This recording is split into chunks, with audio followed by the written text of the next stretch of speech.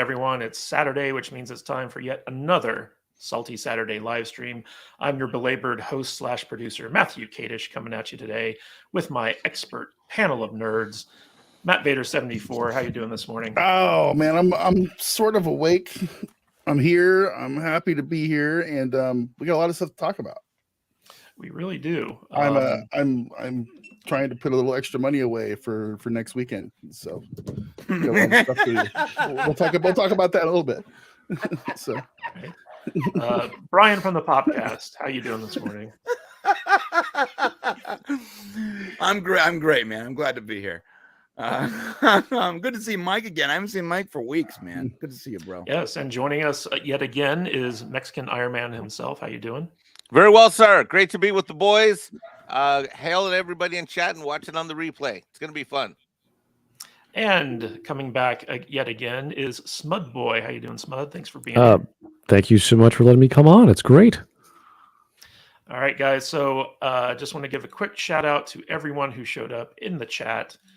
And we got, let's see here, Midnight's Edge, Tom from Midnight's Edge After Dark. Good to see you, Tom. Joker Voice, thank you for being here so early. I know it was a tough morning for you. Daniel Hall, good to see you. Anthony Mark, Gavin Blackburn, Keely Chow, Richard Lawson, Dustin Neely, Orwell's Son, and Dr. Dragon. Thank you all so much for being here. As always, guys, if you want to throw us super chats, we will be eternally grateful for your support, because all that stuff goes towards really helping us out in the podcasting space, helps us get new equipment, and helps Matt Vader get some coffee. We also got Anthony Marks, Anthony, YouTube fan, and Marks47 are in the chat as well. Ginger Man Prime. And we will literally stop everything to talk about a super chat, just like right now. Wow. Joker Voice for $20. Thank you. Jesus. That is extremely generous. Question for panel. Number one, how likely is it DC films get former Marvel directors and cast? For example, a Jon Favreau Batman, a Russo Brothers Justice League 2. Fan casting you'd like to see. My pick, Karen Gillan as Poison Ivy. Ooh, she'd make a good Poison Ivy. Oh, yes. Yeah, I'd like to see that, especially if she gets to do some LGBTQ stuff with Margot Robbie. Oh, my God, the red hair. Oh, what are you doing to me? Come on. Yeah. Not that we're putting our male gaze upon them or anything like that. No. We're supporting LGBT rights. Yes, exactly. I love the lipstick lesbians. They're like my favorite kind. So, Vader, do you think we'll get any former Marvel directors or casts migrating over to the DC? I think it's kind of like anybody who wants to pay these people what they want it can happen, right? I mean, if you give Jon Favreau a fat enough check, he'll go make a Batman movie, right? Am I wrong? Or is he like, is there contractual things? I think everyone has a price. Sure. Unless they're locked in and someone already paid the price to have them exclusively for a certain amount of time. Mm-hmm. And those contracts end eventually as well. So who knows? Right. I don't see why we wouldn't. So there's only so many superheroes and so many actors. So yeah, my prediction crossover yet is shocking to me. So my prediction is in less than 10 years. If Marvel continues to fade and DC continues to rise, there'll be like a Kevin Feige produced movie or something like that.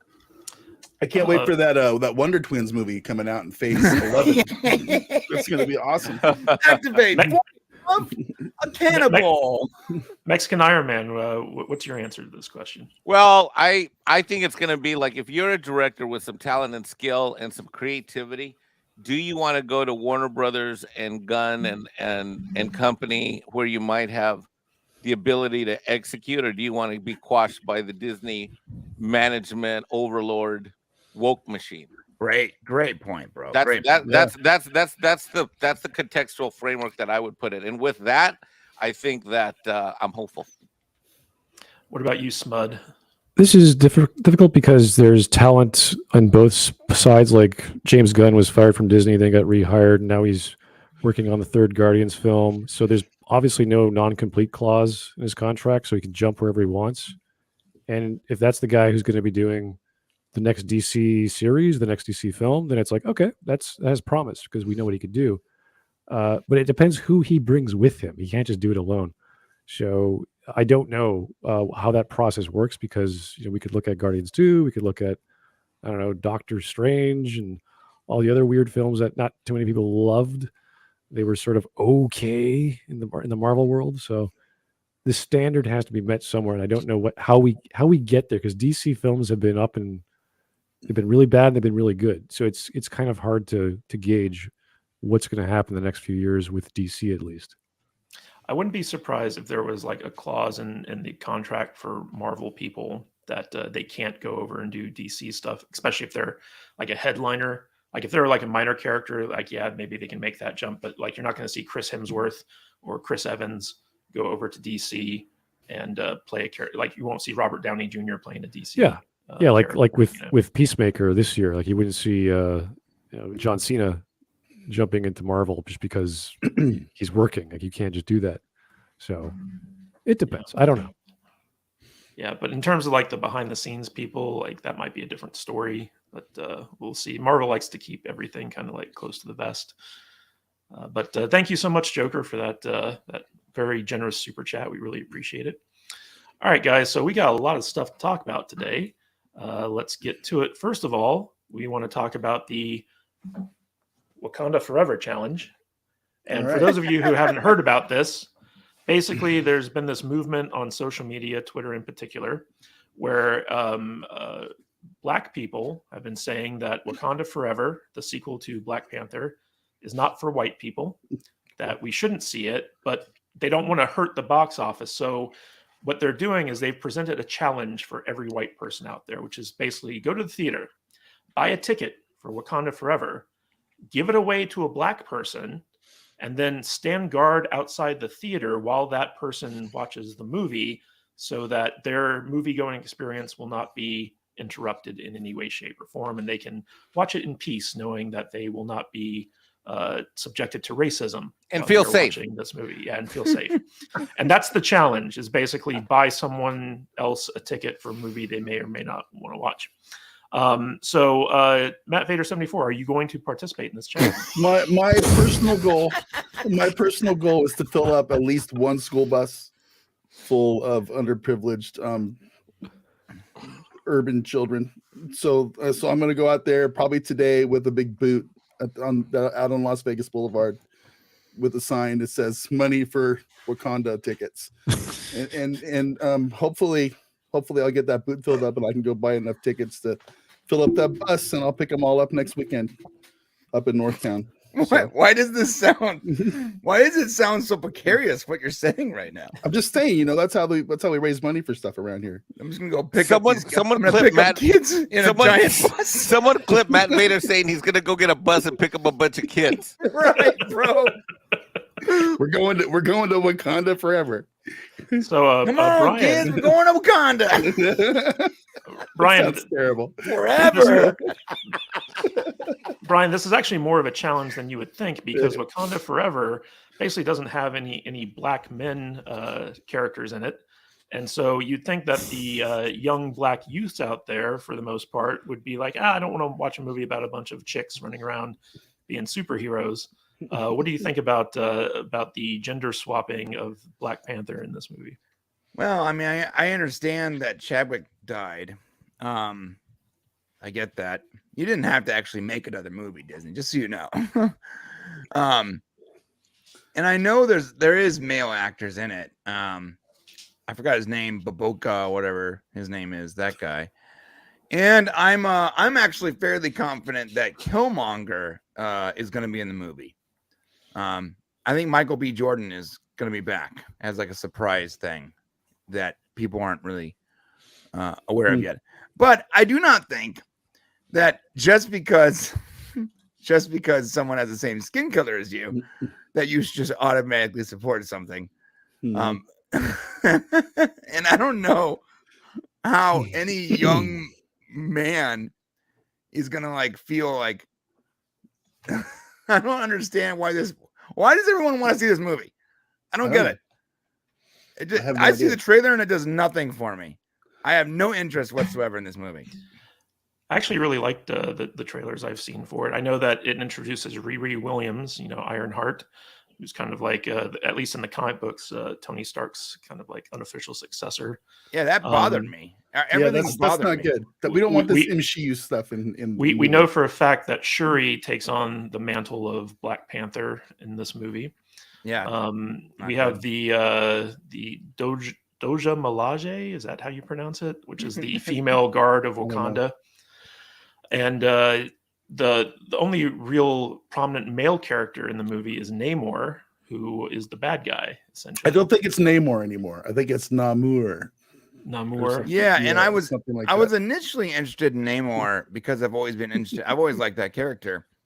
And Well, when I saw that they put the wings on his feet, I was like, wow, that's really bold. Like that's not something I would have carried over from the comic books. But then they changed his entire backstory. He is no longer from Atlantis. He's from like an underwater Aztec city or something like that. Yeah.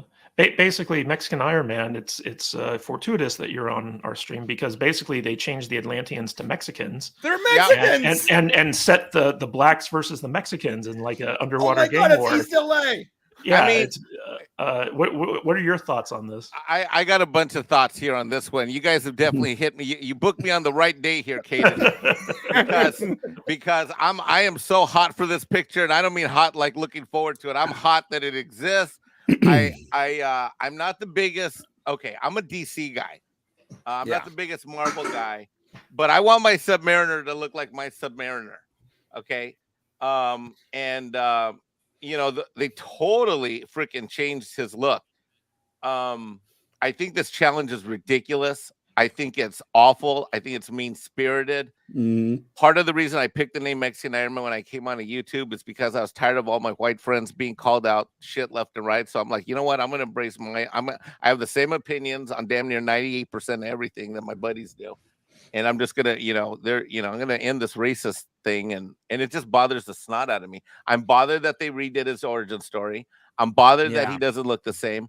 I'm bothered that the origin story they did pick is just absolutely, completely, and totally ridiculous. Hey, newsflash, I'm Mexican, and I can tell you this much. I was on the swim team in high school.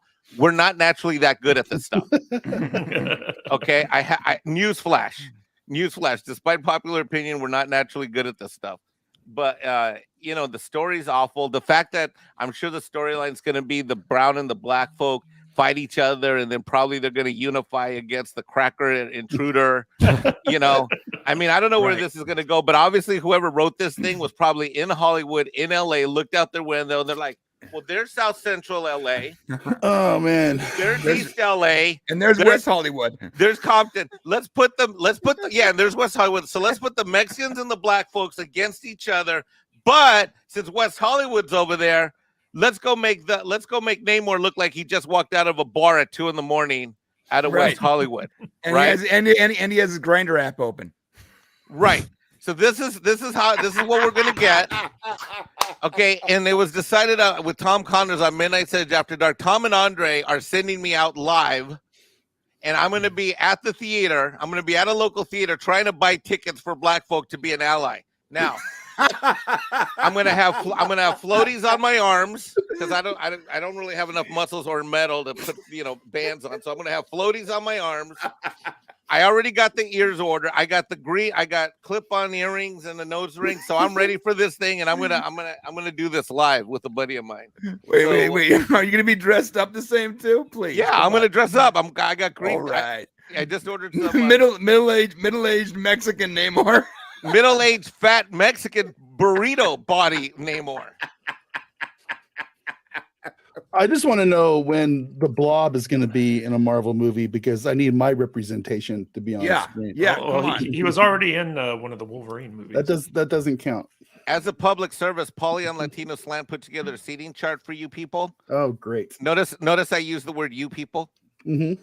Right. Okay. Referring to us whiteys. Thank you for that.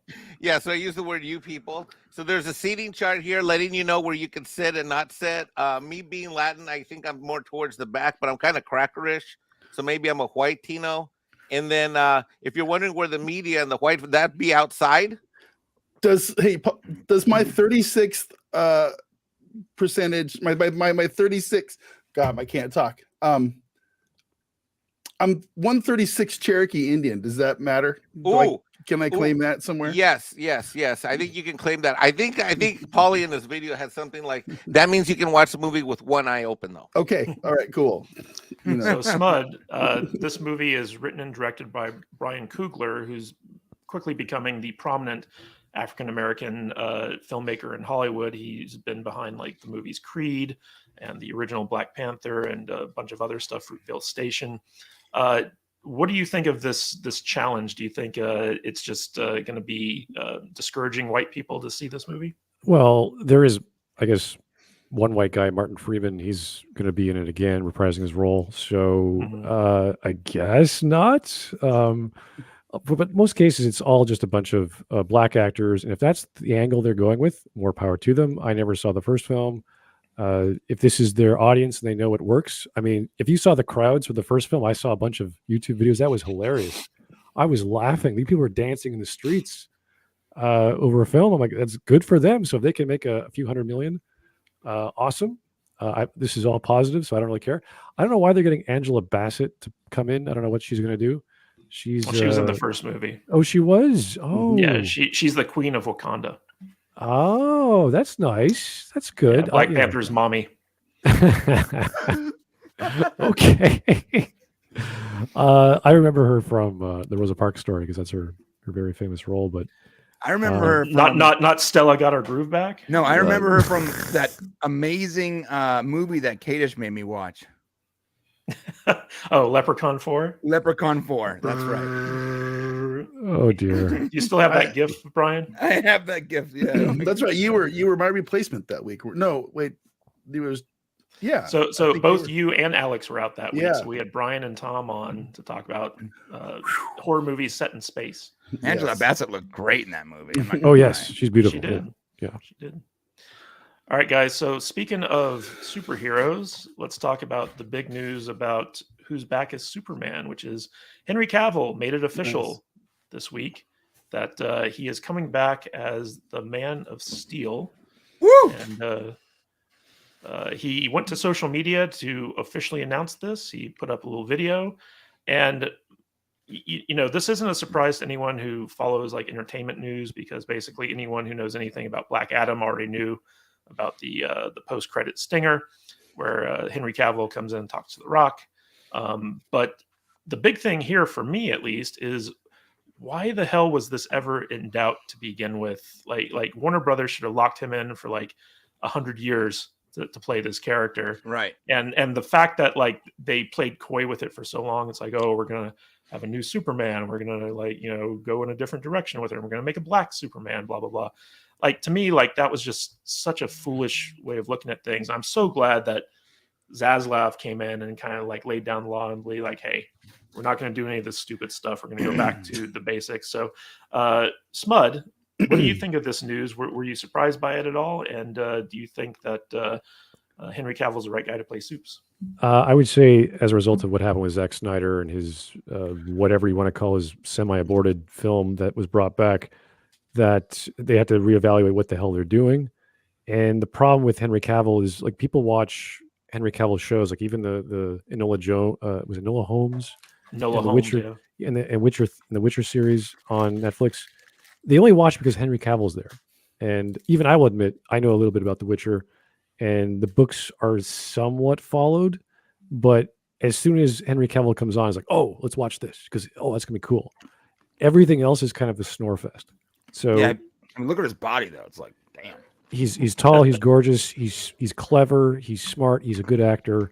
He loves his roles. He gets into his character. I really like that. So he is a very good actor. And yeah, they should have locked him in for as long as possible. But because of what's been going on with the dark DC outside of the DCEU, that they weren't sure what they were doing, I think. So for whatever Snyder's doing, I don't know anymore. I frankly don't care. Well, Snyder is not persona non grata over at WB now. Like he has nothing to do with it anymore. But Walter Hamada, who was the guy who was making all the shot calls, he's also out as well. We're going to talk about that in a bit. But real quick, Brian, I forgot to mention you're here and you're queer. So thank you for being here. Get used to representation. Yeah.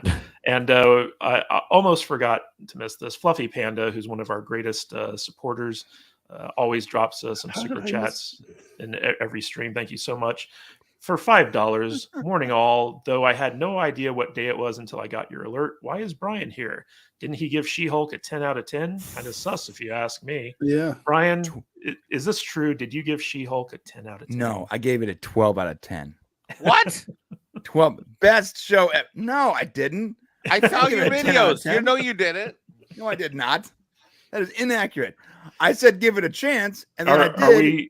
Are we spreading misinformation on the stream? Is that how it goes? Hashtag fake news. There were parts of She-Hulk I actually thought were hilarious, and parts that were just super cringe. So, Yeah, misinformation mostly being super spread. cringe.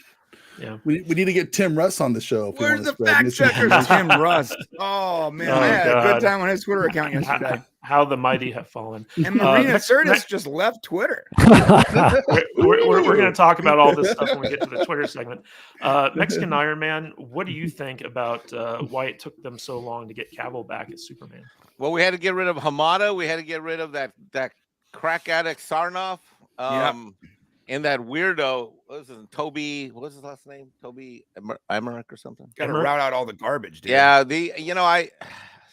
it's Warner Brothers has been so mismanaged for so long. I'm in post-Snyder traumatic stress disorder therapy now. I'm healing. I was one of those Snyder, when Cadis talks about those wacko Snyderites, I absolutely was one of them. I mean, my Twitter feed, if you go back into it, you'll see, I mean, I was just blindly following like a moron.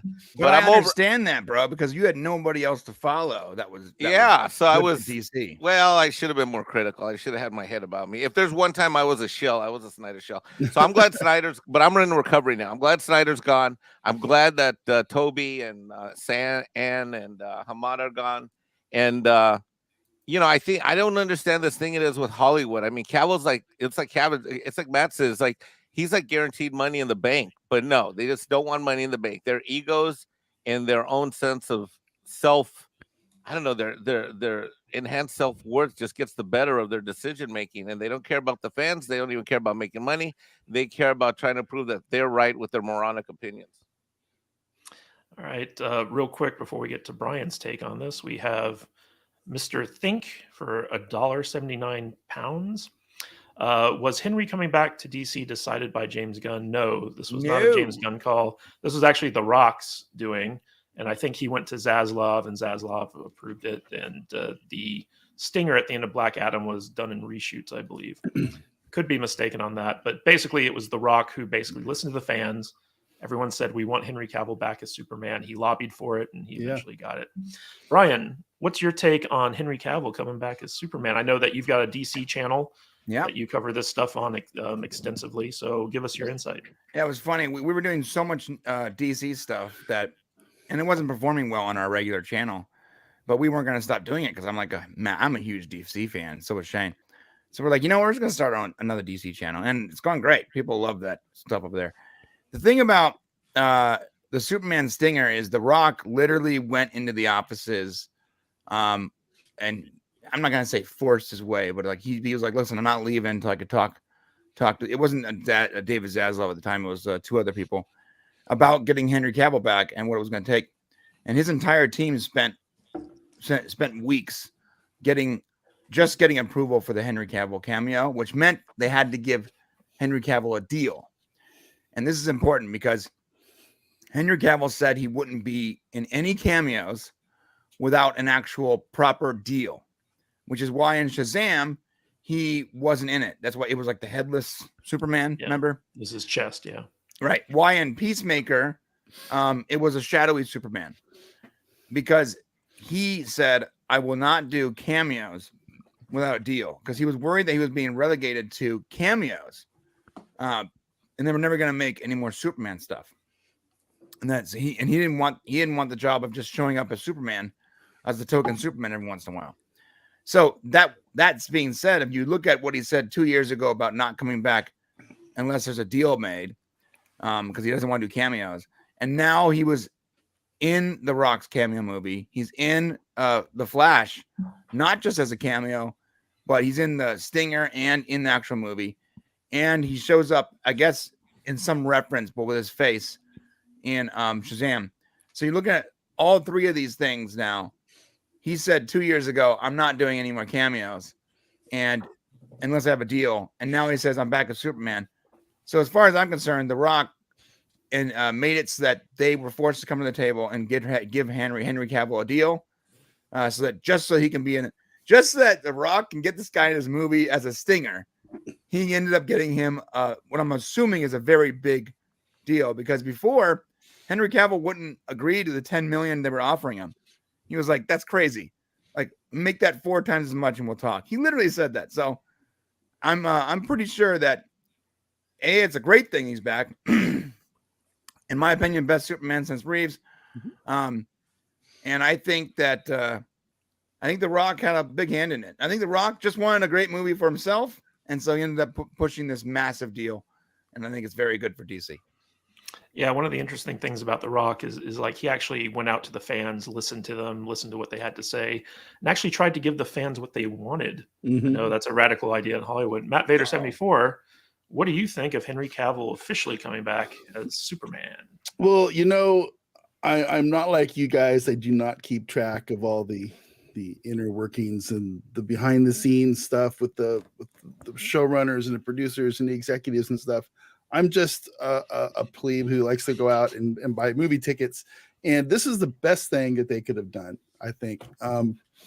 Everybody out there wanted to see Henry Cavill come back as Superman. He is the top guy of the pyramid over there, and just that's what we want. I'm interested again now in DC movies, and I'm interested in DC movies again because Henry Cavill's coming back as Superman. And I really don't have a whole lot of interest in this Rock movie. I haven't seen it yet. I might go watch it this weekend. I don't know. It's real fun. But my interest is peaked, and I can see myself spending some money on Henry Cavill Superman now, and I like it. I like what's happening over there. I like it. I like the news coming out of DC much more than I like the news coming out of Marvel right now. So, in fact, Marvel, I'm just kind of over. I could care less about Marvel right now. I have no interest in it. So, more power to him, and good for Henry Cavill. And I hope he makes $1 trillion. So, let's see what they do.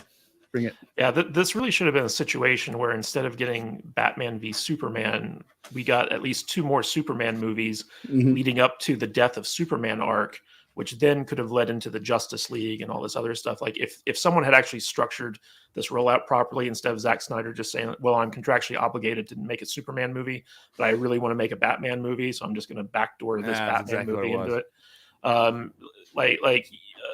Mike, I know you're a Zack Snyder fan, but he really screwed over DC and his selfish desire to do absolutely Frank Miller's Batman. Hindsight is 2020. You are 100% correct. At the time, I loved it because there were some of the stories from some of the comic books that I love most. Same. And I was really like, wow, I get to see this comic book run versus maybe some other stuff.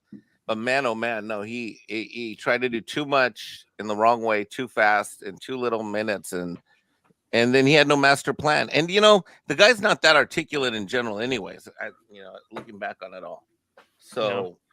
Good riddance. I think, but Kadish, I think the way you laid it out, that would be a brilliant plan for Warner Brothers to do going forward. Well, they already kind of screwed it up with Batman v Superman because they wasted Doomsday. Speaking of this, it was kind of funny. That was a bastardized version of Doomsday, and the real Doomsday is still hurtling through space. Right. This was Daryl Day, his cousin. But the real Doomsday, that's not like all, it's like, like gonna come. I mean, think about this. This was made by Lex Luthor's team and with Kryptonian DNAs. Maybe that's why it looks similar. But the real Doomsday is still survived Krypton. He's in space right now. Well, I actually want to kind of segue this into our next piece about James Gunn taking over the DCEU, because what was funny is when this news came out on Twitter, you had a bunch of Snyder cultists who were just like, they're like, no, bring back Snyder. James Gunn's terrible. We hate him, blah, blah, blah. And I'm like, guys, James Gunn launched Zack Snyder. He was the one who wrote the script for Day of the Dead or Dawn of the Dead, whatever it was called.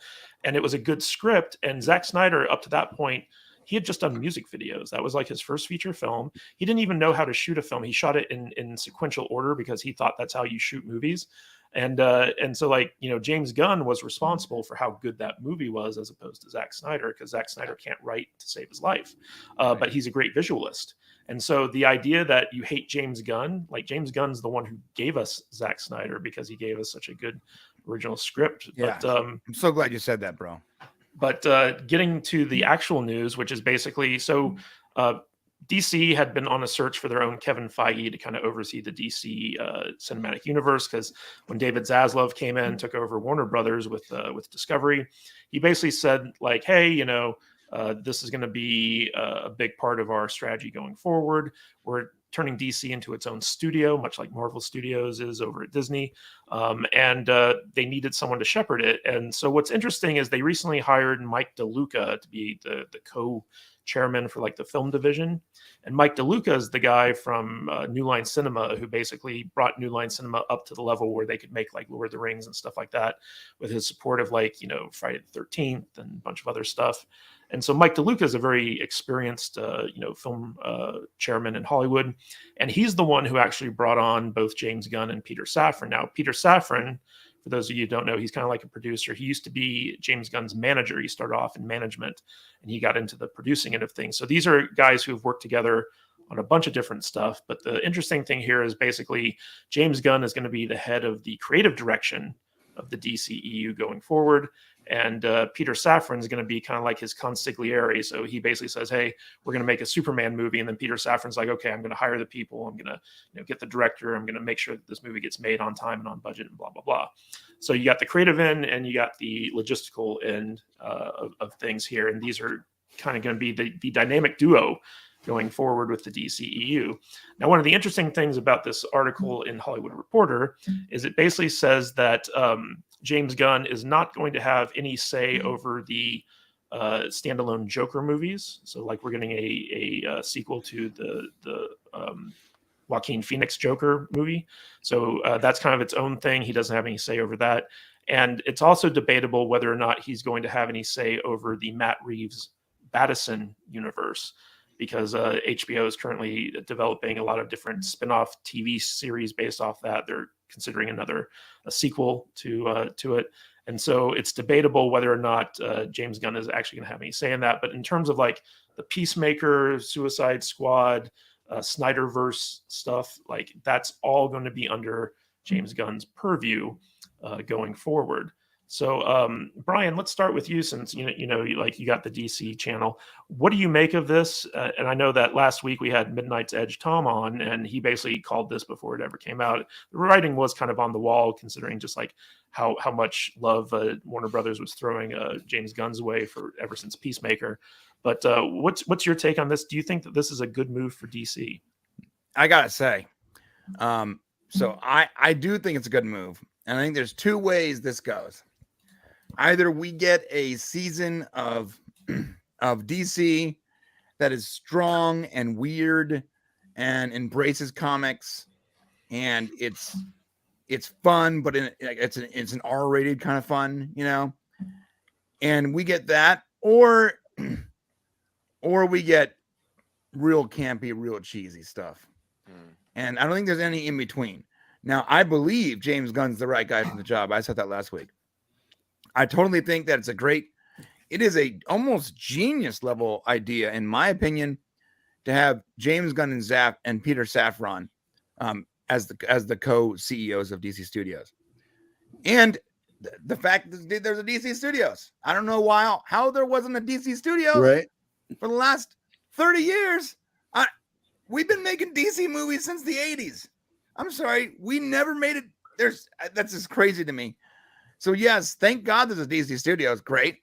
And if you're gonna put two guys in charge of it, putting the guy behind all those low budget horror movies that made millions and millions of dollars past their mark as head of the business part, and James Gunn, who is responsible for taking a talking raccoon and a tree that says one word and making them worldwide phenomenons.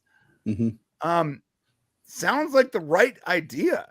I mean, James Gunn knows how to take a comic book character that is ridiculous and hard, and in my opinion, maybe even not able to bring to the big screen.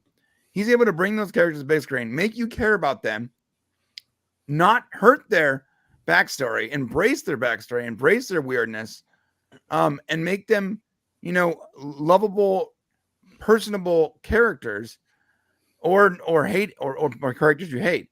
And he's able to do that. And DC has a very large stable of those kind of characters. Like Marvel has some of those characters, but let's be real. DC has the weirdest characters, bro. DC has Condiment Man. They have weird characters. I'm looking forward to, the next year's one of the cons, the Comic-Con or something, where we get to see a panel and James Gunn goes up there and does the MCU thing and goes, this is the slate of DC movies for the next 4 years. And he puts up like 8 or 9 different things that are all going to work with one another. If you go to HBO Max right now, I don't know if you guys have done this. I did this just the other night looking for random things. I went to HBO Max and I clicked the DC logo. And I looked at all the DC crap that they have in there. It is wild how much unrelated random DC stuff there is. And none of it is related to each other. It's just the strangest thing. And then you go to Disney Plus and you look at like the first few phases of Marvel, and they all play with each other. And DC doesn't have that. So I'm really looking forward to see what James Gunn and this guy what they do here, because they need some direction. And James Gunn has that unique ability, man. He has a unique ability to take comic book characters that are super cheesy on paper and make them relatable. Ego the Living Planet, Starro from the Suicide Squad. Starro. I mean, if you said, hey, the villain in this movie is going to be a giant starfish, I'd be like, that's stupid. Well, dude, I know it's a comic, Man. but Look what he did with Polka Dot Man. Yeah, Polka Dot Man. And I ended up loving that character. I was like, this character's awesome. I mean, how do you take these characters and make them bankable? He does it every time. Peacemaker. Come on. Peacemaker. The show is awesome. We love that show. Awesome. The bad guy is a butterfly. Yeah. It is. So I have never been more terrified of butterflies in my entire life. All right, real quick, we got a super chat from Fluffy Panda for $2. So we just need to put Snyder in a paper bag, yes, and then step on it and light it on fire. Yeah, let him go do other stuff. Make zombie movies. Well, if you look at James Gunn's style with what he's done with DC, it's a complete and total repudiation of Snyder stuff. Yeah. So real quick, Gavin Blackburn for 99-cent pound super sticker. Thank you, sir. Mike, you being the resident rehabilitated Snyder fan on the panel, I don't feel like I feel like Gunn kind of took what Snyder set up and just made it work, as opposed to like Snyder's like haphazard handling of it.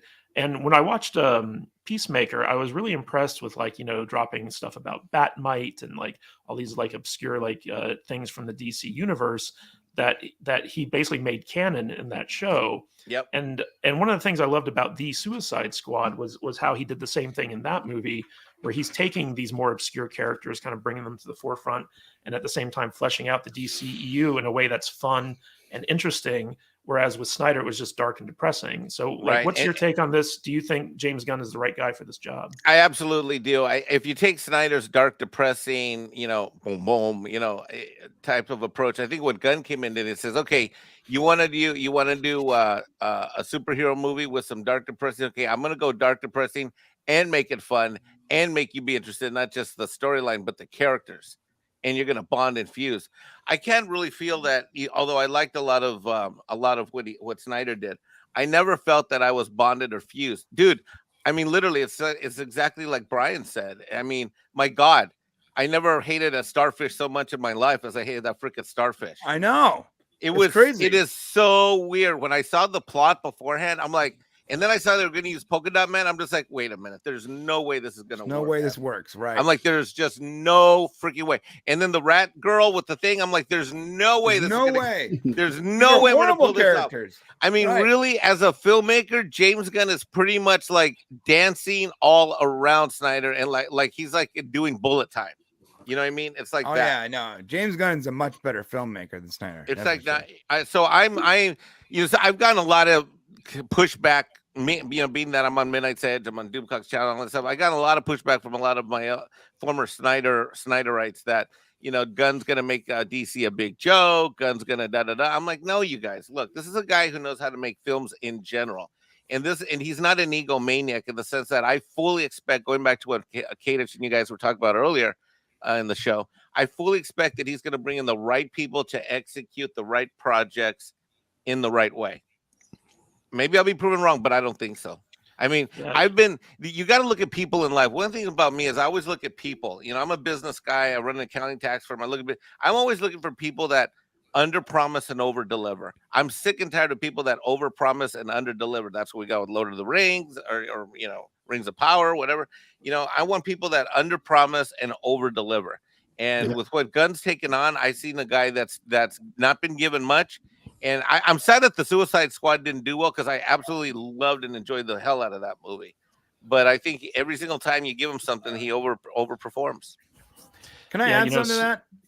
Go ahead. James Gunn he's been trying to do like universe stuff for a long time. I believe James Gunn has been trying to start his own trilogy or have a big, huge, like connected franchise since like Slither and a bunch of other movies he's done. Every movie he's done, he always adds to it. Like you almost expect that there's gonna be a sequel. Like this movie, even no matter how small and weird it is, it's bigger than itself. He tries to do that in all of his movies. And Slither's actually a great example because Slither is this weird little campy horror movie with the slugs or whatever, right? But then when the alien guy grabs the main person and you can see inside their brain and it's like the alien race and they're going from planet to planet, like in 3 seconds, he builds like this huge lore in this little horror movie. And I think he has the ability to actually build out this big franchise and do what Matt said, actually connect these properties instead of just random hodgepodge of unconnected IPs, connect them in some way and build out this big, weird, beautiful universe that DC Comics has been for 60 years, but when it comes to TV and movies, we've never been able to accomplish that. Well, what's interesting, Smudboy, is that James Gunn's background, he came up as an independent filmmaker. He did some indie movies. He did that one movie with the guy from The Office as like a kind of like street level superhero, and so like he has this pedigree of like kind of coming up from the indie world and then making the transition into AAA Hollywood stuff. And he's got a very good sense of storytelling. Like he's able to kind of see the meta of a story and figure out how everything works. He's kind of known for being like jokey, but he's done like serious movies in the past with bits of humor in them. But if you look at, for instance, Brightburn, which was the movie about what if Superman was evil as a kid, like that's a very serious movie. And so like he knows how to balance like the goofy humor stuff with the serious storytelling stuff. He knows when to be serious and when to be funny. What do you think of his ability as a storyteller, and do you think he's the right guy to kind of oversee the overall DCEU?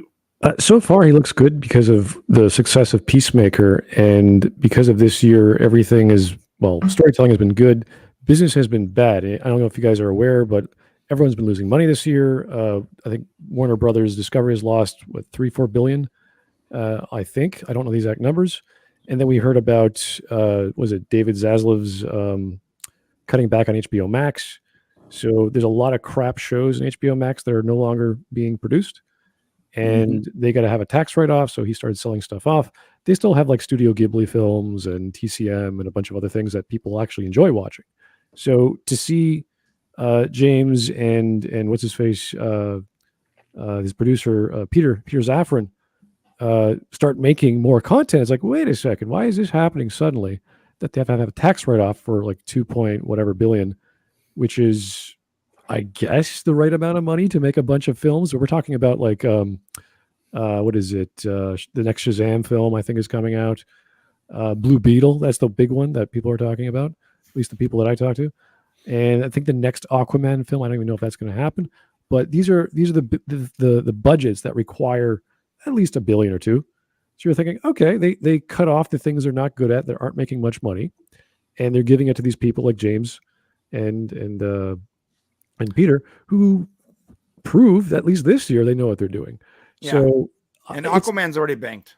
Yeah, and it's kind of funny because you're looking at like Peacemaker. That's just a spin-off of a film that did really well, or at least people liked enough to do really well, which you could compare to like Marvel like 15 years ago with the Avengers, and the spin-off of that was Agents of S.H.I.E.L.D. Yeah. Right. So it's like giving the money. It's like, oh, we're in trouble. What do? Give it to the guys who made the spin-off that's working. No, and a spin-off of a spin-off of a spin-off. Just Yeah. because where Yeah. the first Suicide Squad didn't work. They did the Suicide Squad. It did work. And then they spun that off and made Peacemaker, which worked exemplary. So you have a spin-off.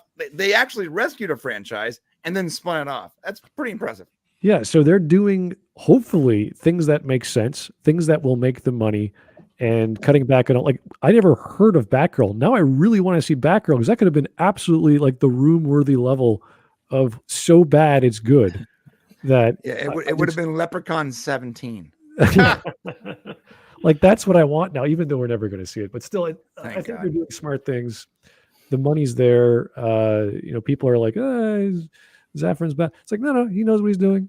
Things are working, so I'm glad that they're using James properly, and they're throwing money at him for him to have his own creative freedom, and it's all about the people he knows because it's not just one creative brain. I know we talk about like one guy who can make an entire project work.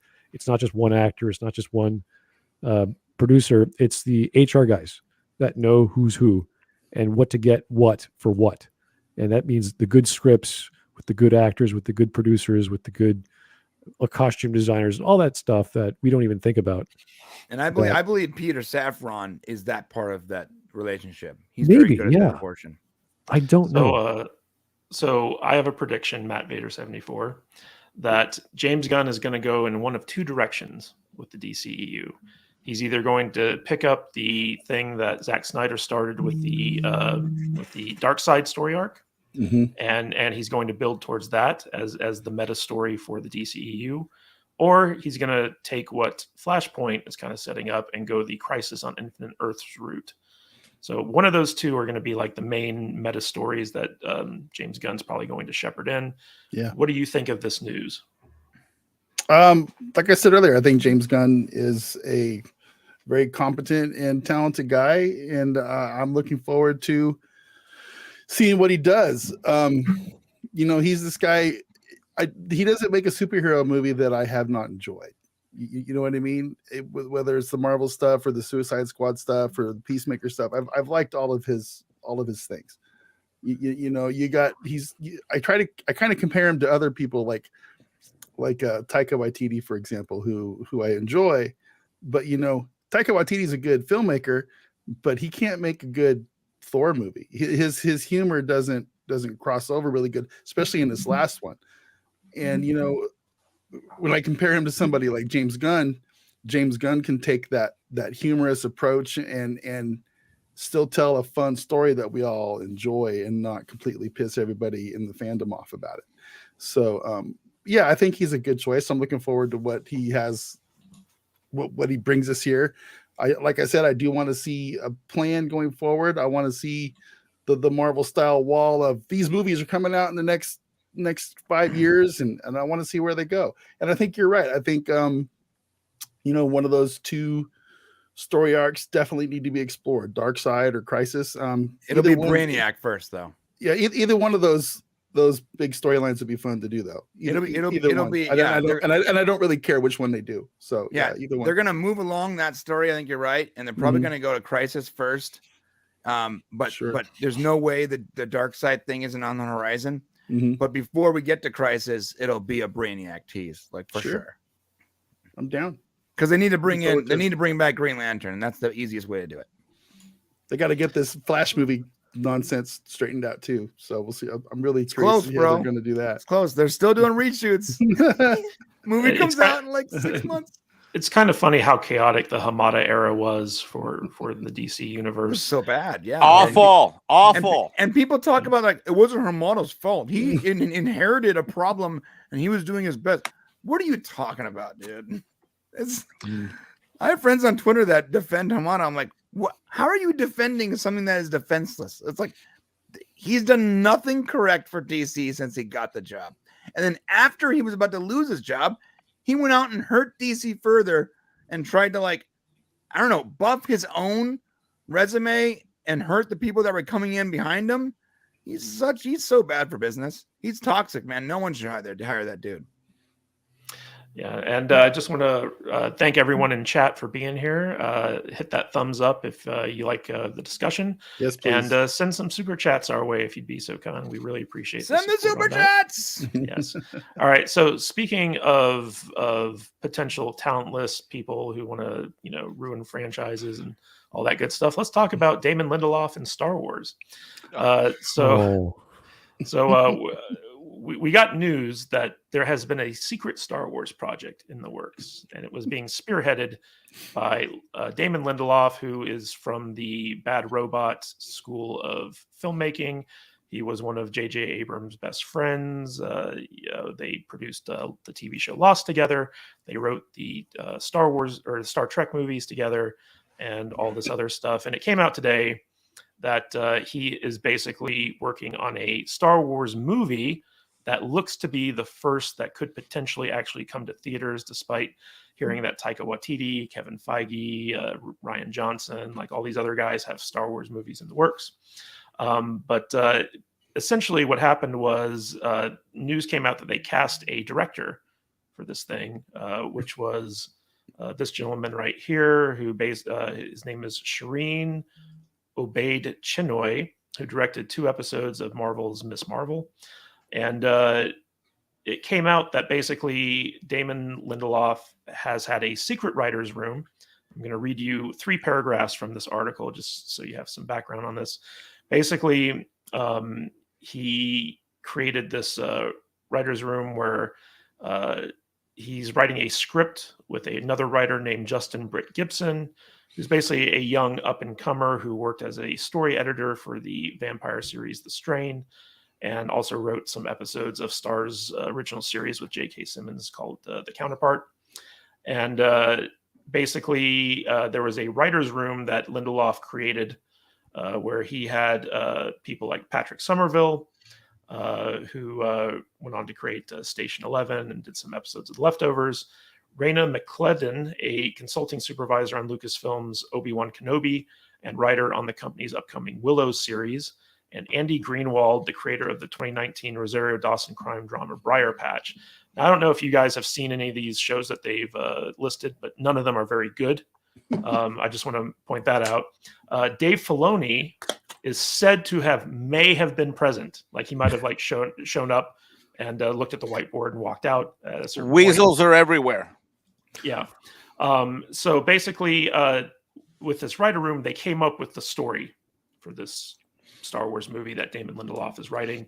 And then him and Brett Gibson have been breaking out the script. What that typically means in Hollywood terms is that Brett Gibson is the one writing the script, and then Damon Lindelof comes in and rewrites it and adds his touches to it and stuff like that. And it says that sources say the project is intended as a standalone, but in success could lead to more movies. So they're not plotting out a trilogy or anything like that, but they are kind of like leaving this as like a backdoor pilot into future movies. And they're saying that the story is going to take place after the events of the sequel trilogy. So basically we're not getting another prequel film, thank God. But it's not going to be a continuation of the Skywalker saga, but it might have Rey and a couple other characters from the sequel trilogy come back to it. Ray Palpatine, Ray Skywalker. No. So this was kind of like the big Star Wars news that hit this week, and me personally, I find this very discouraging because if you wanted to find someone who's worse at doing a Star Wars movie than Rian Johnson, it's probably Damon Lindelof. In my opinion, Damon Lindelof is one of the biggest, most overrated hacks in all of Hollywood. You know, he's never made anything I liked. I was a big Lost fan up until the final season when I realized that he had been making it up all along. He had no actual plan to it. He had no plan. He ruined the Star Trek movies with you know, his take on stuff. He was the screenwriter on Prometheus, who basically made that movie nonsensical. I didn't like his take on Watchmen. I didn't like The Leftovers. Pretty much everything this guy touches turns to crap. And so the idea that he's moving forward with Star Wars and he's the most likely to get a Star Wars movie out before anyone else, this is very worrying to me. So let's start with you, Mexican Iron Man. What do you think of this news? Well, I'm not going to have an emotional reaction to it because I don't think we're ever going to see anything out of this movie.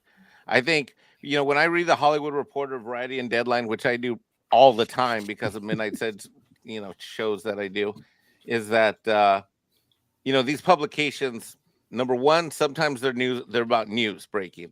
Sometimes they're about real insider information. And other times, and a lot of the times, it's just about PR.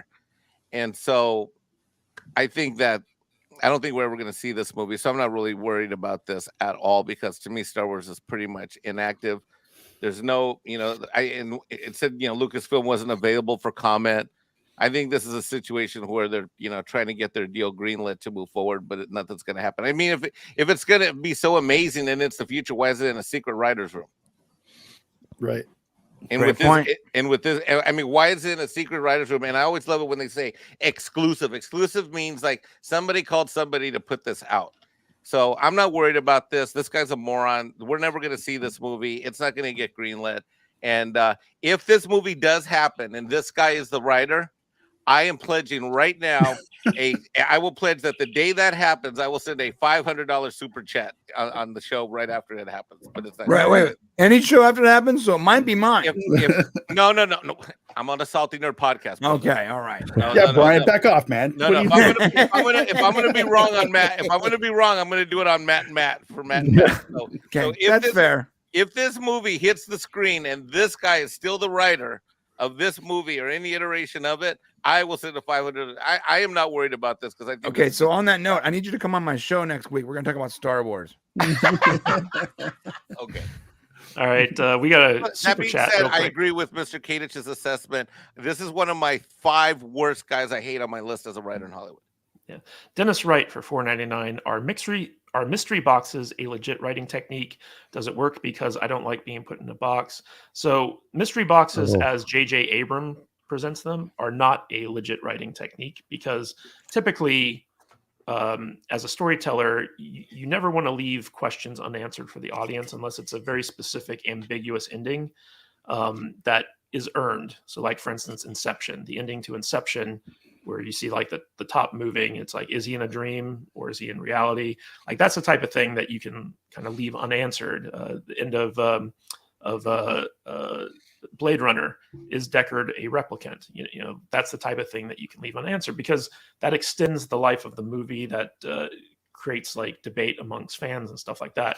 The way that JJ describes mystery boxes is basically like you ask questions throughout every TV show or movie that you never answer, because people like the mystery of it. And it's like, no, people like finding out if they're right or not about the mystery. And so like to never actually solve a mystery or answer a question that you bring up within the narrative is frustrating, and it actually makes people hate the story, because like it feels unresolved. He's weaponized curiosity, bro.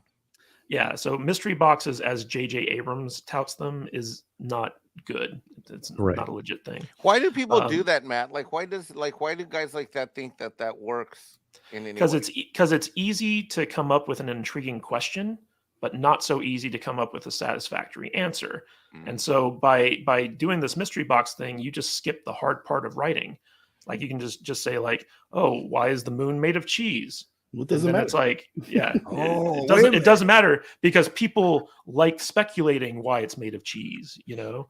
So yeah, it's a very lazy form of storytelling, and it's something that I vehemently disagree with. Now, Smudboy, what's interesting about this news is that we know that Kathleen Kennedy, she does this a lot of times, where she'll go to creatives and she'll kind of employ them to come up with ideas for her, right?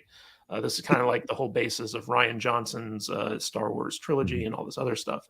But more so than that, Damon Lindelof has very strong ties to J.J. Abrams and Bad Robot, which is the people responsible for the sequel trilogy. And so it doesn't surprise me that Lindelof kind of weaseled his way into this, and I wouldn't be surprised if JJ kind of like told Kathy or Kathleen Kennedy, "Hey, Damon's available. Let's have him do a Star Wars movie or something like that." So I'm not surprised by seeing this, and I know that this hasn't been an official announcement from Lucasfilm, but at the same time, this feels legit to me. Like, I'm not surprised that like something like this is in the works. And Damon Lindelof, for all of his faults, he is good at getting stuff made in Hollywood. So what's your take on this, knowing how much of a hack Lindelof is? Do you think that this is going to do more harm than good for the brand? I recall the tweet you made a few days ago about how everyone suddenly has Star Wars movie they're working on. And this is kind of the opposite of what I was just talking about with David Zaslav, where he cut his losses and he focused his money on things that are going to make money. And this is the opposite. And now it's true that Disney is several times larger than Warner Brothers Discovery, but you don't just start throwing money at a problem saying, hey, we have these 5 potential Star Wars films outside of the ones that we know are going to be made, like the KOTOR style movie or whatever they're even doing. We're not sure what the KOTOR thing is going to be. So to have I believe that's dead. Anymore. Never Hmm. mind. Okay. So yeah, so to throw money around like this and to invest in your own guys on a product you don't know whether they're going to return outside of, well, it's Star Wars, of course it's going to make money, is a very bad idea. And we saw that with with J.J. Abrams and Rian Johnson and their techniques to screenwriting. So this is not a proper way to set up a story. It's not a proper way to start a business. It's not a proper way to finish a business, because if you're talking about making a thing that people want, yeah, people want Star Wars, but they certainly don't want lots of other Star Wars products like the fan parks or whatever they're called, the crazy expensive hotel chains that no one wants to sleep in when they go there, the overtly expensive drinks, the Star Cruiser or whatever. I want to do that, but yeah, I'm not gonna spend $10,000. It's this ridiculous thing that nowadays no one can afford, even remotely afford, and they're just throwing money at the fire, hoping for something to stick. And this is ridiculous.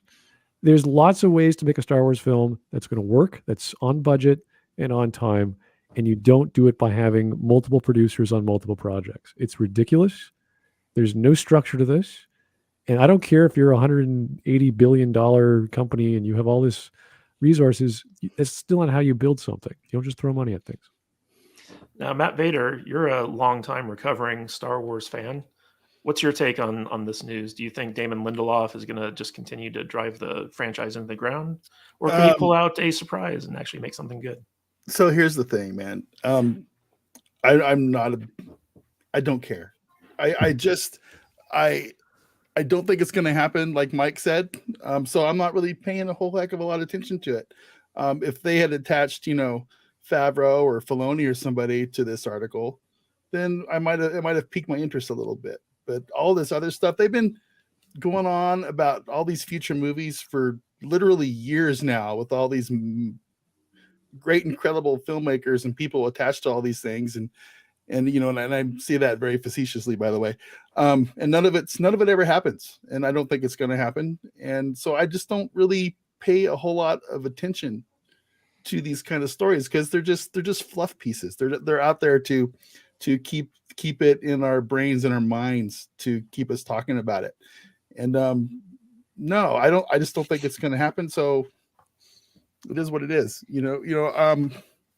Give me more Tales of the Jedi. Give me more of that kind of stuff. But I just think Star Wars is kind of a dead brand right now. Andor it's underperforming, and just is what it is. No one's talking about Andor at all. No. Real quick, we have a super chat from Dennis Wright. Yes, we do. For $4.99. Vader, are you going to call that one up for me? There you go. Okay. I'm sorry. Doesn't this contradict the report where Kathleen Kennedy was told to stop talking about future Star Wars projects, or maybe it's all BS? So the interesting thing about this, Dennis, is that this was not from Lucasfilm. So she didn't talk about this. This was leaked when basically they cast the director for the project, and all this stuff came out. And I believe that Damon Lindelof probably like leaked this as well.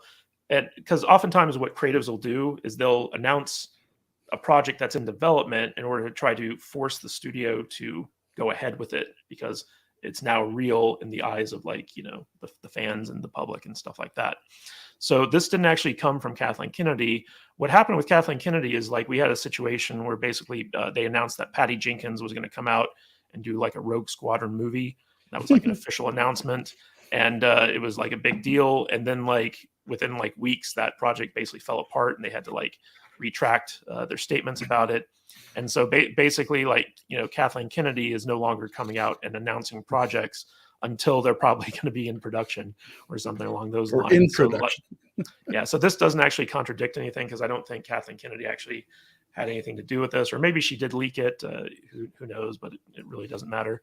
Whiskey Jack for £2. Thank you, sir. Star Wars, fresh start needed. No more Skywalkers. Agreed. Oh, Rey Skywalker. Her name is not Skywalker. You need to quit saying that. Her last name is Palpatine. Okay. Palpatine. Yeah. It's Palpatine. But on the movie poster, man, No. it said on the movie poster, Mr. K, man, that's what it, Mr. Kadish, you tell Matt Vader that's what it said on the movie poster. Yeah. Well, hey, if we can just change our gender by saying it, then we can certainly change our last names. That's how it works. That's how it works. Fluffy Panda for $2. Star Wars is dead. TOTJ was great, but no one cared. Dead. Is that Tales of the Jedi? Is that what Tales of the Fluffy Jedi? Panda? Yeah, I think so. Okay. I agree. That was a decent little series they put out this week. I actually think that Andor is a very good show, and I've been really enjoying that. But Brian from the Popcast, what's your take on Damon Lindelof potentially ruining Star Wars even worse than it currently is? Yeah, I care so little about this. We covered this on our show too, and Shane's really into it. And for me, I'm like, would I love to see a new Star Wars movie done correctly with new characters in the future, not a prequel? Yes. I think that anyone that remotely called themselves a fan at some point of Star Wars would love to see that. But do I believe that at this point, the current team at Disney or LucasArts or whoever runs those movies, can they actually produce that? I don't think so. And in fact, I think Andor is good, but not because it's Star Wars. In fact, I would even argue that Andor is good because it's not Star Wars. Mm. Andor is Star Wars in name, and it's set in the universe, but it's not made as these aren't Star Wars stories. They're just set. It's a spy thriller set in the Star Wars universe. They've completely ignored everything that normally makes Star Wars into Star Wars, and that's fine. I'm not against it, but it's also not what most Star Wars fans like, which is why no one's talking about it. Mm. Well, it's also, I think, the release method of having like very slow episodes that build Matt, up. your mic is muted. Vader. I'm here. I've said the heist movie section is over. We're now to a prison escape trope for the section of Andor that they're on now. Okay, so whatever it is, the thing is, Andor isn't Star Wars. I mean, look, it's set in Star Wars, but it's not really Star Wars, and it's a prequel. So, in order for you to get my blood pumping again, personally, I need to see a movie that's happening after the movies that we've already seen. No prequels. What do you call them? A sequel? I need to see a sequel. Okay, I need a sequel of Star Wars. No prequels, and I would just ditch the characters that no one likes, which is most of them, and just make up new characters. And if you want to reference some of those characters for some of the small percentage of people that still like them, that's fine. But tell us a fresh Star Wars story set in the future, and use characters that aren't already tainted by this horrible leadership. Kathleen Kennedy, as much as I make fun of like Doomcock for saying Kathleen Kennedy, she really is bad for the brand. Absolutely. She doesn't like it. She doesn't love it. And she's Look, not very good at the job. So my only request for any future Star Wars relaunch is that they have to have a Geode type character. God. So you know what I mean. So like a rock character. I need a rock just sitting there God. in the cockpit. And you need a rock with a lightsaber. Yeah, and he could have like a few like gems or something sticking out. You need a gay rock for A representation. gay rock, yes. Wow. That's something too. Like No, we need a rock that's in transition to molten lava. We'll call him a Queertz, Queertz. That'll be his name. And so that's another problem too. It's not just a story. So someone earlier said Peacemaker is really woke, and I agree. Peacemaker is actually like on paper pretty woke. It is somewhat, yeah. But they also don't sacrifice the story for any of the woke elements.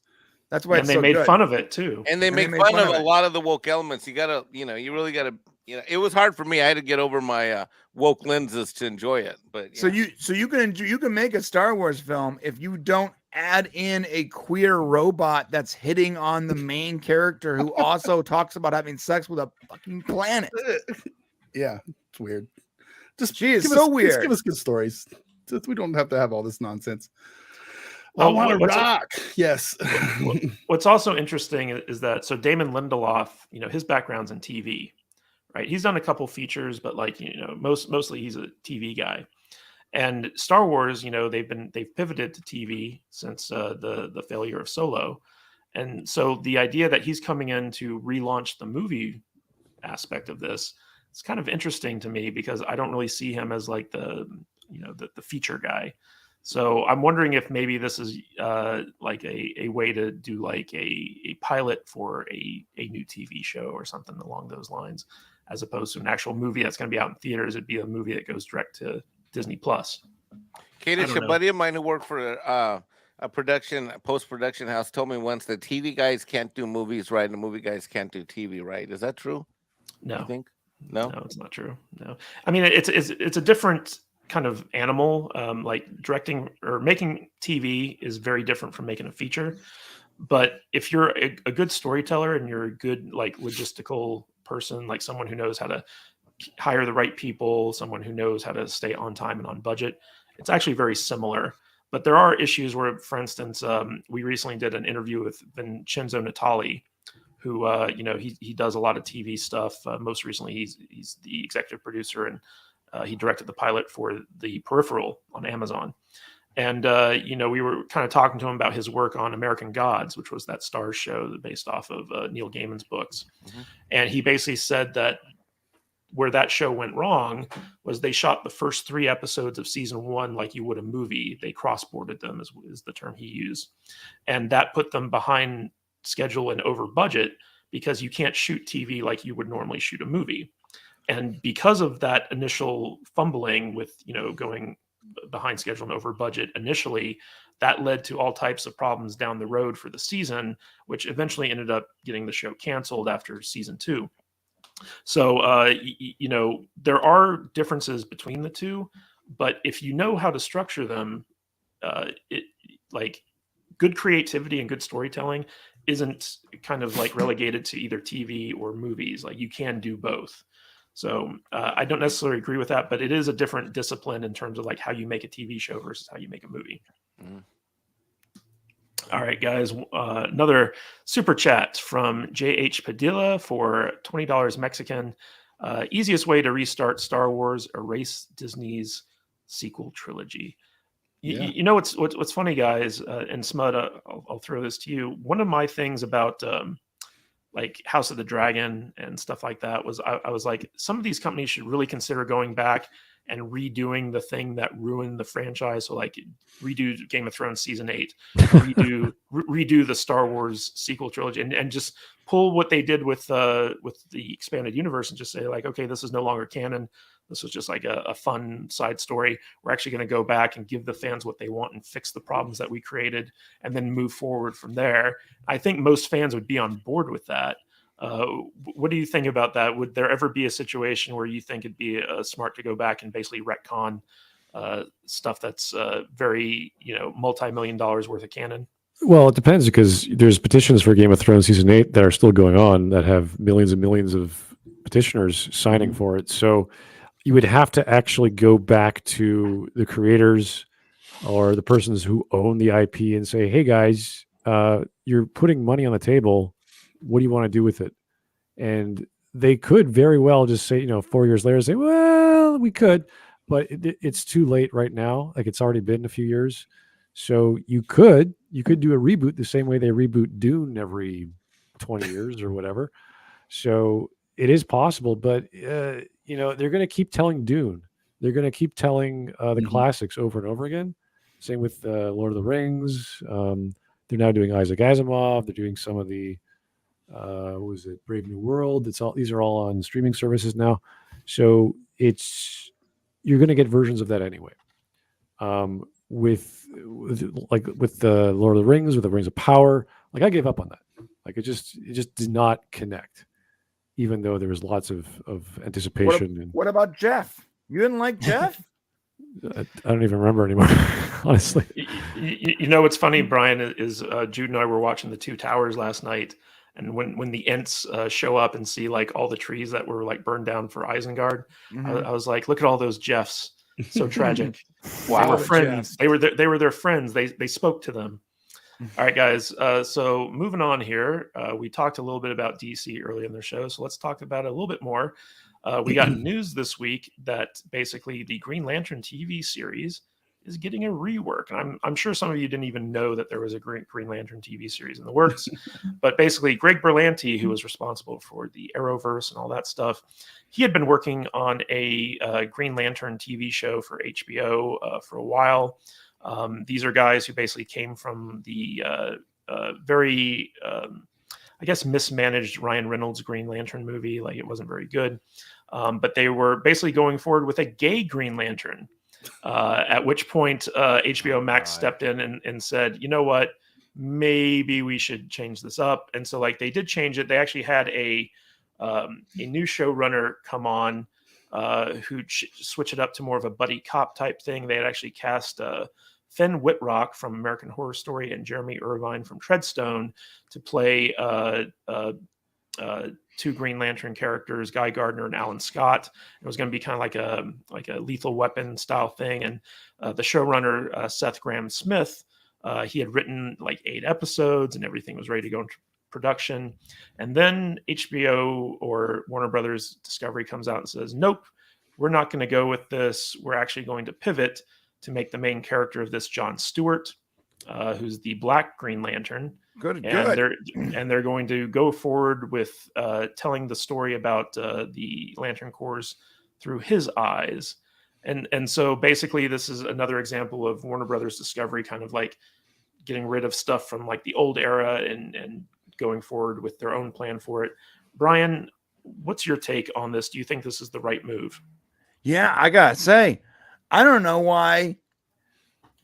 In all of woke Hollywood, we talk about race bending Superman and gender bending this character and just changing everyone's skin colors and genders and everything just to sort of match what check boxes you're trying to check off for your woke friends on Twitter. You have a character like John Stewart, who in the comic books is an African-American guy. You don't have to change anything. Yeah. Like, he's a beloved version of Green Lantern. He's African-American. Yeah, there's 2. There's Guy Gardner and John Stewart. There's other ones. But John Stewart, for the majority of us, is the sort of the one we grew up with. Guy Gardner was way before, right? And it's Hal Jordan too. But as far as Green Lanterns that we grew up with, John Stewart's the guy. Like, most of us grew up with that character in the comics and the cartoons. So you don't have to race bend. You don't have to. You look all the check boxes are checked. Go for it. Make a good story and call they don't have to change anything simply because this is how the original character already is. There's right. no virtue signaling going on. This is just the character. Yeah. Right? No changes required, guys. Rock and roll. You've checked the boxes without having to check the boxes. So Green Lantern is my second favorite DC hero after Mhm. Batman, and Hal Jordan is my Green Lantern. That's fair. I know that a lot of people. Obviously, you're one of them, Brian. Are big John Stewart fans. You know, everybody has their favorite Green Lantern. But I just want a good Hal Jordan story. I've always found John Stewart to be boring, lame, and too Eagle Scouty for me. I mean, yeah, you're right. So John Stewart's the Green Lantern. Hey, we need a guy to like use the ring to make firewood and build shelters. No, you're right. You're right. And Hal Jordan does go nuts. If I remember correctly, Hal Jordan is like full throttle Ferrari 6 gear. But in order to get to that point, you got to start with the standard Green Lantern. You got to start with a Green Lantern that is heroic, and then you can start going down that dark path where he's like, "I'm gonna kill all the Green Lanterns and take the rings and become a god." But that's not John Stewart, right? But Hal Jordan is the one that goes crazy. Nuts. Yeah. Right, so you got to start with a good version of Green Lantern, though. You don't start with nuts. Hey, can I ask you guys a question?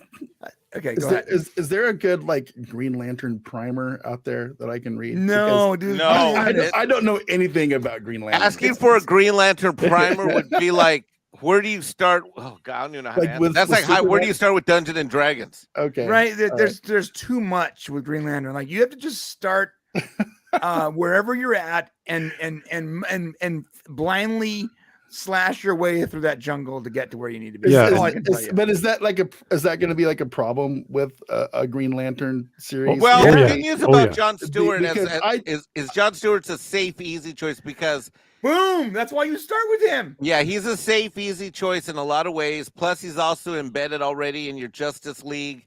He's embedded in a lot of. He's very much like Brian gravitates to him. I'm obviously older than Brian. Because I'll say this, Vader. There was a animated Green Lantern series years ago. Yeah. All CGI animated. That was excellent. And I would highly recommend that if you want to get into the Green Lantern mythos and stuff like that, you you're watch right. that. Yes, you're right. Because that's actually a good primer. It kind of introduces you to the Green Lantern universe. I don't Well- believe that there's like an origin episode, but Hal Jordan's kind of already in the Green Lantern Corps when the cartoon starts. But Yeah. it's a very adult cartoon. Like it's very well written, and it tells you everything you need to know about the Green Lanterns and introduces you to a lot of the major characters. Yeah, one of the major problems with think of the Infinity Gauntlet story, the original comic book, and what you got in the film. Imagine each of the stones had an entire group of people associated with the stones, and they did personify that in the comics with one person. Imagine you have now the lanterns, a series of colors based off human emotion. It's the most convoluted. It's so weird. Yeah. Concepts. It would just blow up in anyone's face if they don't know what they're doing. And if you want to get simple stories, watch the Justice League from 20 years ago. There's some.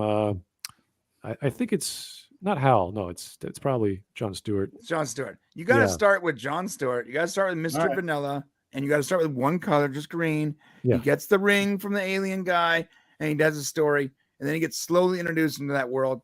And then, if it's successful, you can bring in like the yellow and the purple and the black and all that bull crap. And then you introduce Hal Jordan, who's a good guy, who starts killing off Green Lanterns and stealing their rings to accumulate power. That is how you do it. But good luck. That's going to be all hard. right. I expect you to give me an outline of what I need to come up with, Brian. I just put in the private chat. Just watch. Start with Emerald Knights. That'll get you going. Yeah. All right, I'll do it. So Mexican Iron Man, do you think that this is a good idea for Warner Brothers Discovery to be making a show like this in addition to all the Batman villain spinoffs from the Battinson verse? Oh God, not really. I really want James Gunn to kind of head it. I would like James Gunn to bring me back whatever Green Lantern I'm going to get. Frankly, Right. that would be my first preference. So this would be like a way down second option. I love Green Lantern. I want to see Green Lantern. I hate the fact that when they swung the bat, they got it wrong, and they kind of poisoned the character. I mean, the character has been in purgatory for shit. When did that Ryan Reynolds movie come out? That was like early 2000s. Yeah, God, Jesus. Yeah, The thing Martin about Campbell DC and is, no, go on. Sorry, go ahead. I was just going to say Greg Berlanti, the guy who was producing this, who was originally pushing for the gay Green Lantern, he was the one. I think he helped write the script for the Green Lantern movie, Yeah. and when they made the Arrowverse and stuff like that, they kind of layered in some hints to that as well. But yeah, I can't see taking the guy who initially ruined the Green Lantern franchise and giving him like the TV show. Like that just didn't make any sense to me. Well, don't you think he'll give it the wrong tone, Kadish? Like, I mean, he'll have that kind of CW tone about himself. I mean, Well, possibly, but like I know for a fact that like for a while there, J.J. Abrams was going to take over the Green Lantern thing, and that was going to be like his first foray into the DCEU under his deal with Warner Brothers. So I'm kind of glad that neither of them seem to be going forward with it, because I feel like the Green Lantern universe just on its own, it could be as big as Guardians of the Galaxy from Marvel. If they do it right. Smud, what's your take on this? Do you think that Green Lantern would work as a TV show? Well, it depends because they already have like HBO Max. I know has Doom Patrol, which is doing very well. There's Young Justice that's still going on.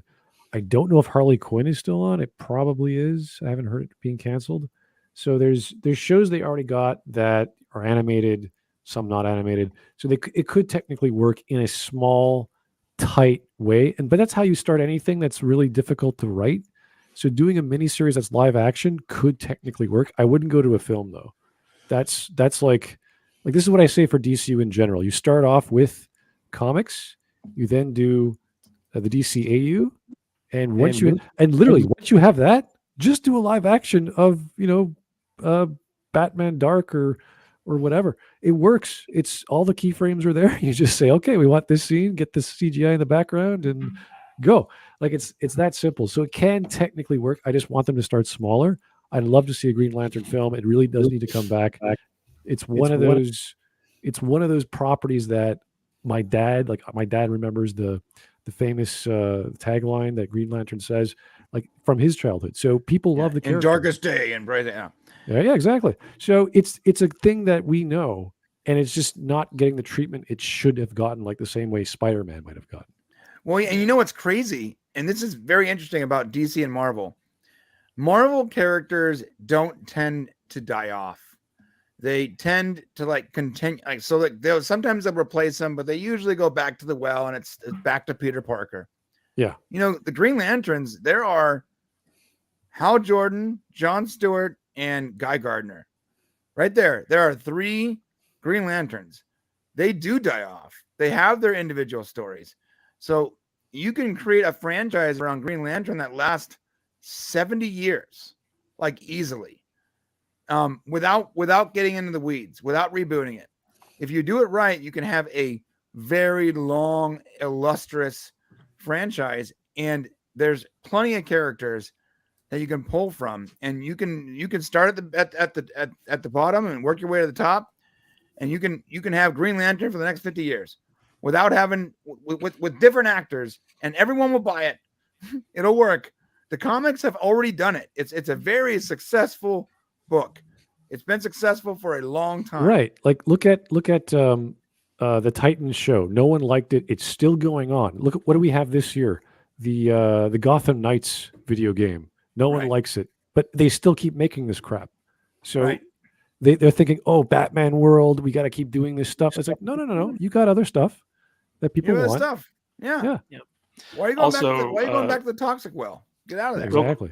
Real quick, guys, before we move on to our next topic, I just want to let everyone in the chat know that if you go back through the Salty Nerd YouTube channel archives and you look for the Bad Writing playlist, which is the live stream I was doing on Thursday nights, I actually have an episode where Ethan Van Scriber comes on and we review the Green Lantern movie together. We talk about that. So, like, if you guys are interested in Green Lantern, that's worth checking out. Ethan Van Scriber, okay, how do you pronounce it? Ethan Van Sciver. Sciver. Okay. Ethan Van Sciver. He was one of the artists on the Green Lantern comic book, and he created a couple of the characters that were used in the movie and stuff like that. So that was a fun live stream to do. So be sure to check that out if you're interested. So the big news this week, guys, Elon Musk bought Twitter. Woo! Get it, boy. Yeah. The meltdowns have been glorious. Oh, boy. Pretty much everyone knows this story by now. Elon kind of came in, he closed the deal.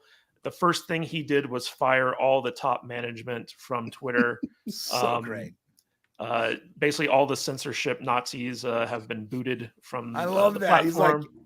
get it, Ministry of Truth. Adios. Yeah. And everyone on Twitter has been testing its limits by basically posting the most bannable tweets you could possibly imagine, just to see like what's going to happen. Guilty. He's been bringing in engineers from Tesla to look at the code. He's laying out plans to create some type of council to determine who's going to be banned and unbanned. He's basically looking to shake things up. And I love how he said the council will have people from multiple political backgrounds and walks of life. It's beautiful. And they should. The biggest issue so far has been from the left, who have enjoyed their safe space for many years now. And now that basically it's being opened up so that there can be a free exchange of ideas and debate, they don't like it. In fact, today we had Marina Sirtis, who plays Commander Troy in Star Trek. She deleted her Twitter account because she doesn't want to support anything Elon Musk does, even though she drives a Tesla. Even though she buys a Tesla, she's such a. You should have seen. I wish I had saved the comment I put on her board because I was pretty. When she made the announcement that she was leaving, I don't know if it's still up. I guess it's gone now, right? Because her account's gone. I got it right here.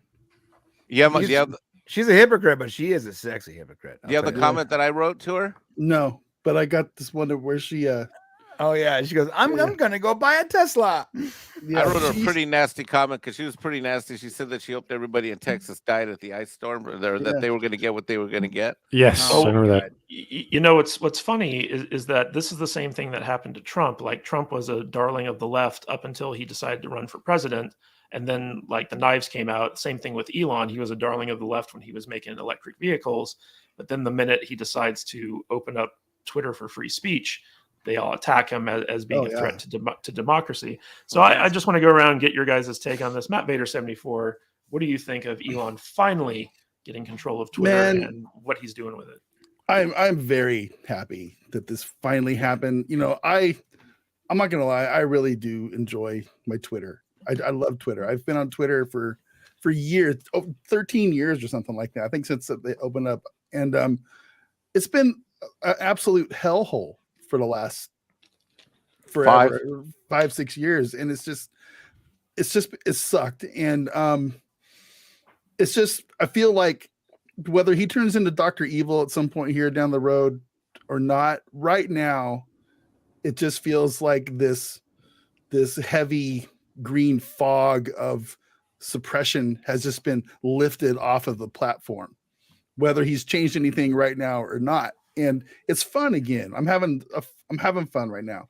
And, you know, and I'm not going to lie. I'm not going to sit here and say that I don't go out there and poke the bear once in a while and try to pick a fight with a SJW or something once in a while. Because I do. I'm absolutely guilty of that. I do a little keyboard warrioring sometimes, but it's fun. And, you know, Twitter should be out there to let us all snipe and argue with each other, but we should be able to do it without fear of being, you know, canceled or our accounts taken away simply because we have a different opinion of some of these loony lefties, you know, who were clearly have been in charge over there for the longest time. And it's fun. It's nice again, you know, and yesterday, and probably it's going to go on for a while, has been very interesting watching these people, you know, dip their toe in the water by posting something kind of off kilter just to see what happens to them. It's kind of funny, you know. It just is what it is, man. I'm looking forward to him going in there and cutting off some more heads. You know, that yesterday when he fired those three dudes, those three people at the top. Yeah, that was glorious, absolutely glorious. You know, glorious. It was the best thing ever. So yeah, I'm really really happy right now about Twitter, and I'm really curious to see what happens going forward. So, So Brian, you Mhm. know, Elon's philosophy on this stuff is basically he's going to give users the tools to Mhm. tailor what they're exposed to. So like if they don't like what someone's saying, or they don't like you know, being exposed to certain people's tweets or keywords or whatever, they're going to have the ability to filter out what they see in their timeline. They're going to have the ability to block who they want to block, mute who they want to mute. A lot of this stuff is already, you know, kind of baked into the platform. So instead of being the thought police and saying like who can't use the platform and who can, they're just going to give that power to the users and Mhm. let them control their own experience. And yet this is somehow a threat to democracy. So how exactly does this work? I'll tell you why. And I'm not trying to make this a right and left thing, Mhm. but here's facts. Okay. The left they don't want you to speak. Like I'm not saying all left, but the hard left, it's not that they don't want to hear what you're saying. It's that they don't want you to say it, period. Mhm. They're not trying to stop hearing or reading your text or your radio show back in the Howard Stern days. They don't want you to speak it at all. They don't want you having the control over your own speech, because you're there. They know that your speech offends them in some way, even if they can't hear it. It's such a narcissistic way of looking at the world.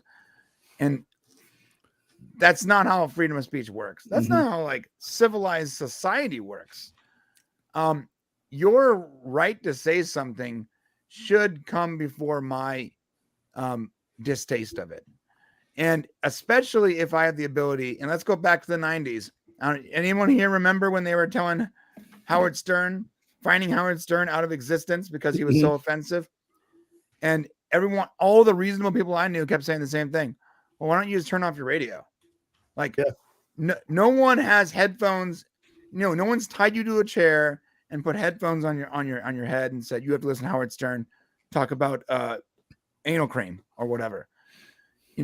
But people were so pissed that they lobbied the government and the FCC and all the communication companies, and they fined him nearly out of existence until he left terrestrial radio and literally went to satellite. So it's the same situation. It's just a different medium. And here we are again. It's not that they have to hear you. They have the ability to block you, mute you, not go on your website, not click on your YouTube video, not look at your post, but they choose to anyways. It offends them, and they want you to stop talking. They don't want you to have the same freedoms that they have. And that's ridiculous, especially when Elon is only saying the most reasonable, logical things. Everything is reasonable, all logical. Hey, man, it's okay. You don't have to watch it, okay? You can just click mute, and you'll never see it again. No, but they're still out there filling everyone with what I determine is hate speech. I've determined that what you're saying is hate speech. I've determined you're racist. I've determined that you're a misogynist. I, in all my godly glory, have said, you are a bad person, therefore you should have no platform. Well, I'm not sure who ever determined that you were the one that should determine that. I'm curious when the new social media platform called Safe Space is actually going to come out. It's already out. It's already out, dude. There is a liberal bent social media platform. I forget what it's called, but all the people leaving Twitter because of Elon are moving over there. Oh, thank Have God. fun, guys. Mexican Iron Man. Just to kind of highlight how the media is covering this thing. So, like yesterday, there was these stories coming out about the Twitter employees who were getting fired, and there were two programmers who were standing outside of Twitter headquarters with boxes full of their stuff, and the media was interviewing them about getting laid off by Elon Musk and how evil and unfair it was. And the two programmers, their names were Ligma Johnson and Lick My Johnson. Yeah. And one of them was holding a Michelle Obama's autobiography, and the other one was complaining that he's not going to be able to pay off his Tesla now that he lost his job. And this went all over, it was plastered all over the mainstream media that, like here's an example of, Elon Musk's Twitter cuts affecting like, the rank and file. And it turns out these guys were just trolls who stood out in front of the thing waiting for reporters to come up so they could send them or tell them this BS story. And it got plastered all over the mainstream media and stuff like that. And it was very embarrassing. What do you think of the media coverage of Elon's taking over Twitter? Do you think it's been fair at all? Oh, good God, no. There was a time, if anything, the coverage of that story and the lack of integrity that they weren't able to pick up on it, it just shows where the media is at. They just grab something and go and run. In the olden days, there would be, who's the source? Can I verify the source? Can I verify, the fact that they're so triggered is just absolutely hilarious to me. I think goodbye, good riddance to, the trolls by Rob, the tweets between Rob Reiner and like Marina Sirtis, they're all going nuts, and they're losing their minds. It's absolutely hilarious. I think this is going to be good for everybody. I was about to leave anyways. The only reason I've still been on Twitter is because all of my favorite YouTube creators use Twitter as a communication medium. Yeah, I don't communicate. I don't really tweet that often. I sure as hell don't pay attention to my notifications. I mention in tweets all the time. I just don't even notice them. They go by unless someone DMs me. That's really where I go first. And even that I only check at best once a day at best. I'm gonna start mentioning. I'm gonna start mentioning you more. I think, Mike. I like blindly tweet and never look at the notifications. Shane's always like, "Oh, I don't know. Look what you tweeted. It has a lot of interactions." I'm like, my comment is going back to what Katie said at the beginning. I'm in favor of anything where it takes that control of centralization and disseminates it to the individual for the individual to decide the experience they want. We as individuals decide that experience in our relationships. We do it in work. We do it in business. We do it on YouTube. We do it in our hobbies and all the passions of the things we love, who we like. And that same decentralization needs to happen when it comes to free speech.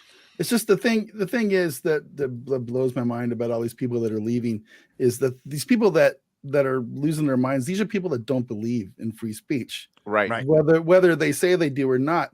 I'm reading the tweet right now. It says, if you don't support the speech of those who you don't agree with, you don't support free speech at all. And that's true. I don't have a problem with people telling us what they think they believe, but it's when they want to cancel our ability to do the same thing is when I have a problem. And none of these people believe that. It's insane to me. That's what free speech is all about. So one of the controversies surrounding Twitter and one of the reasons why Elon kind of got involved in buying it in the first place is this idea that Twitter was able to basically squash stories that were true under the guise of misinformation and prevent them from taking hold, like the whole Hunter Biden laptop thing. And just yesterday, there's a story that is now starting to go viral because, that censorship is no longer in place over at Twitter. And it's that Nancy Pelosi's husband was in some type of altercation with a man in his underwear at 3 a.m. where somehow he got past all of their security, their big wall, and the police showed up for a quote unquote wellness check and found these two guys going at each other with hammers.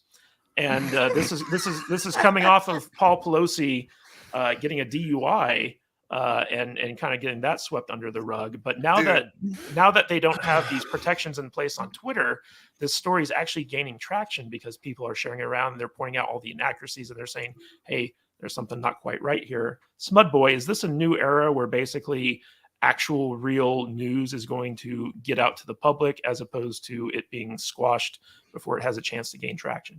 Well, this is talks we've had like 10 years ago with the Fifth Estate and how media gets proliferated throughout your news circles. And what are those news circles? Who are the new forms of communication? Where do you get your data? And it happens even in Canada where I'm talking to adults who all they do is watch CBC or CTV News. They don't know what's actually going on. They don't know about what's happening in COVID. No one knows anything about what's happening in the war in Ukraine. Like no one. You could ask people. But we need to keep sending them money. You got to keep doing all I that. know. Keep sending them money. Because I'm also Ukrainian, so therefore I'm not Ukrainian if I don't send them. All kinds of nonsense that we hear about. So the stuff about social media, yes, of course, there's a bias. I don't know if you guys remember watching Joe Rogan when she was on, what's her name, Vijaya? I can't remember her name. Oh yeah, the The head of legal, Twitter. the third person on the executive board who got kicked. She was on with Tim Pool, and Tim Pool was like, "But you do this." It's like, "Well, no, we don't." I saw you do it. Well, we try not to. It's like all these dumb, like double It was speak. circular logic. Yeah. Yeah, and it's like you're clearly doing something in favor of someone, and we don't know why. And then you look at all the people on Twitter who are still there. And even today, I was arguing with some biased Canadian ex-journalist or whatever the hell he was. They still believe that the trucker convoy was a bunch of fascists and whatever deplorables. You know, these weird ideas. Like, where did you get your news from? It's like they don't even care to look at other No, they news don't. sources. And to pay it's attention. funny because speaking of that, Matt Vader, Tim Russ, who played Tuvok on Star Trek Voyager, he came out with a tweet that basically said that the guy who attacked Paul Pelosi was a MAGA Republican right winger who basically Trump, made him violent or something like that. And under old Twitter, all the replies to that would have gotten people banned, but people actually fought back against that narrative and said like, hey, this guy was from the Green Party.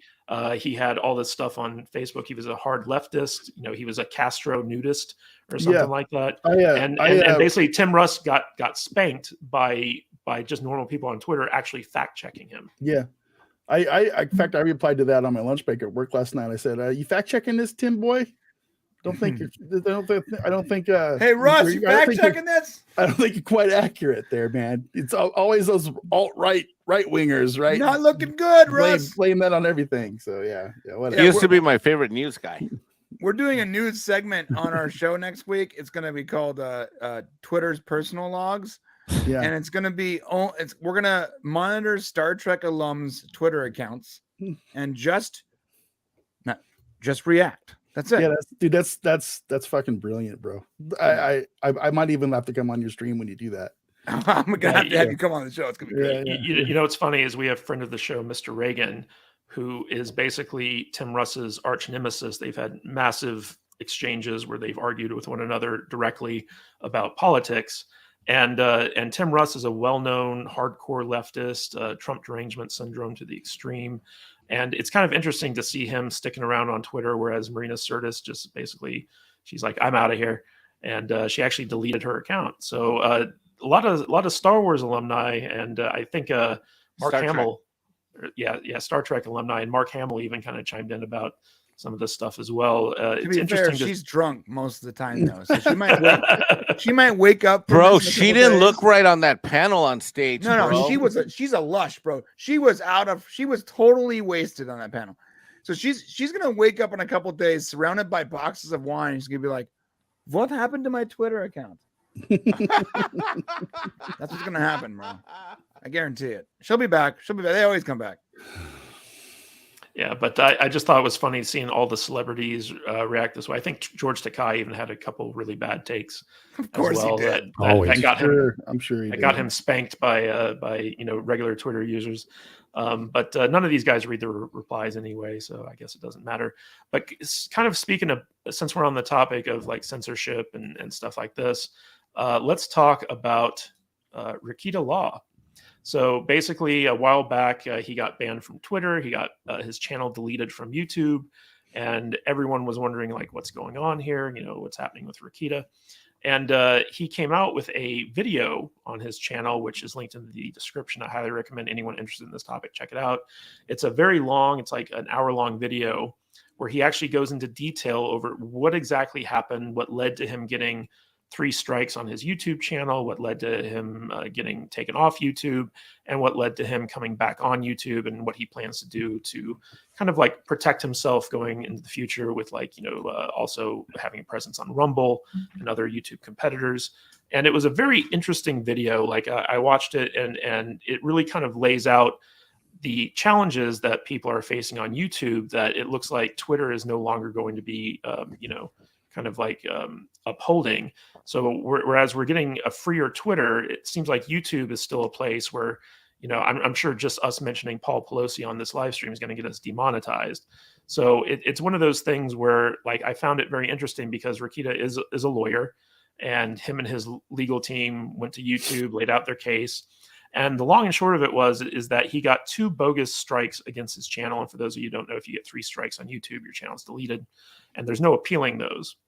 And so, like, he got 2 bogus strikes, and so a trans activist and their followers basically banded together and did a lot of false reporting, false flagging against his channel, and got YouTube to give him a 3rd strike and got his channel deleted.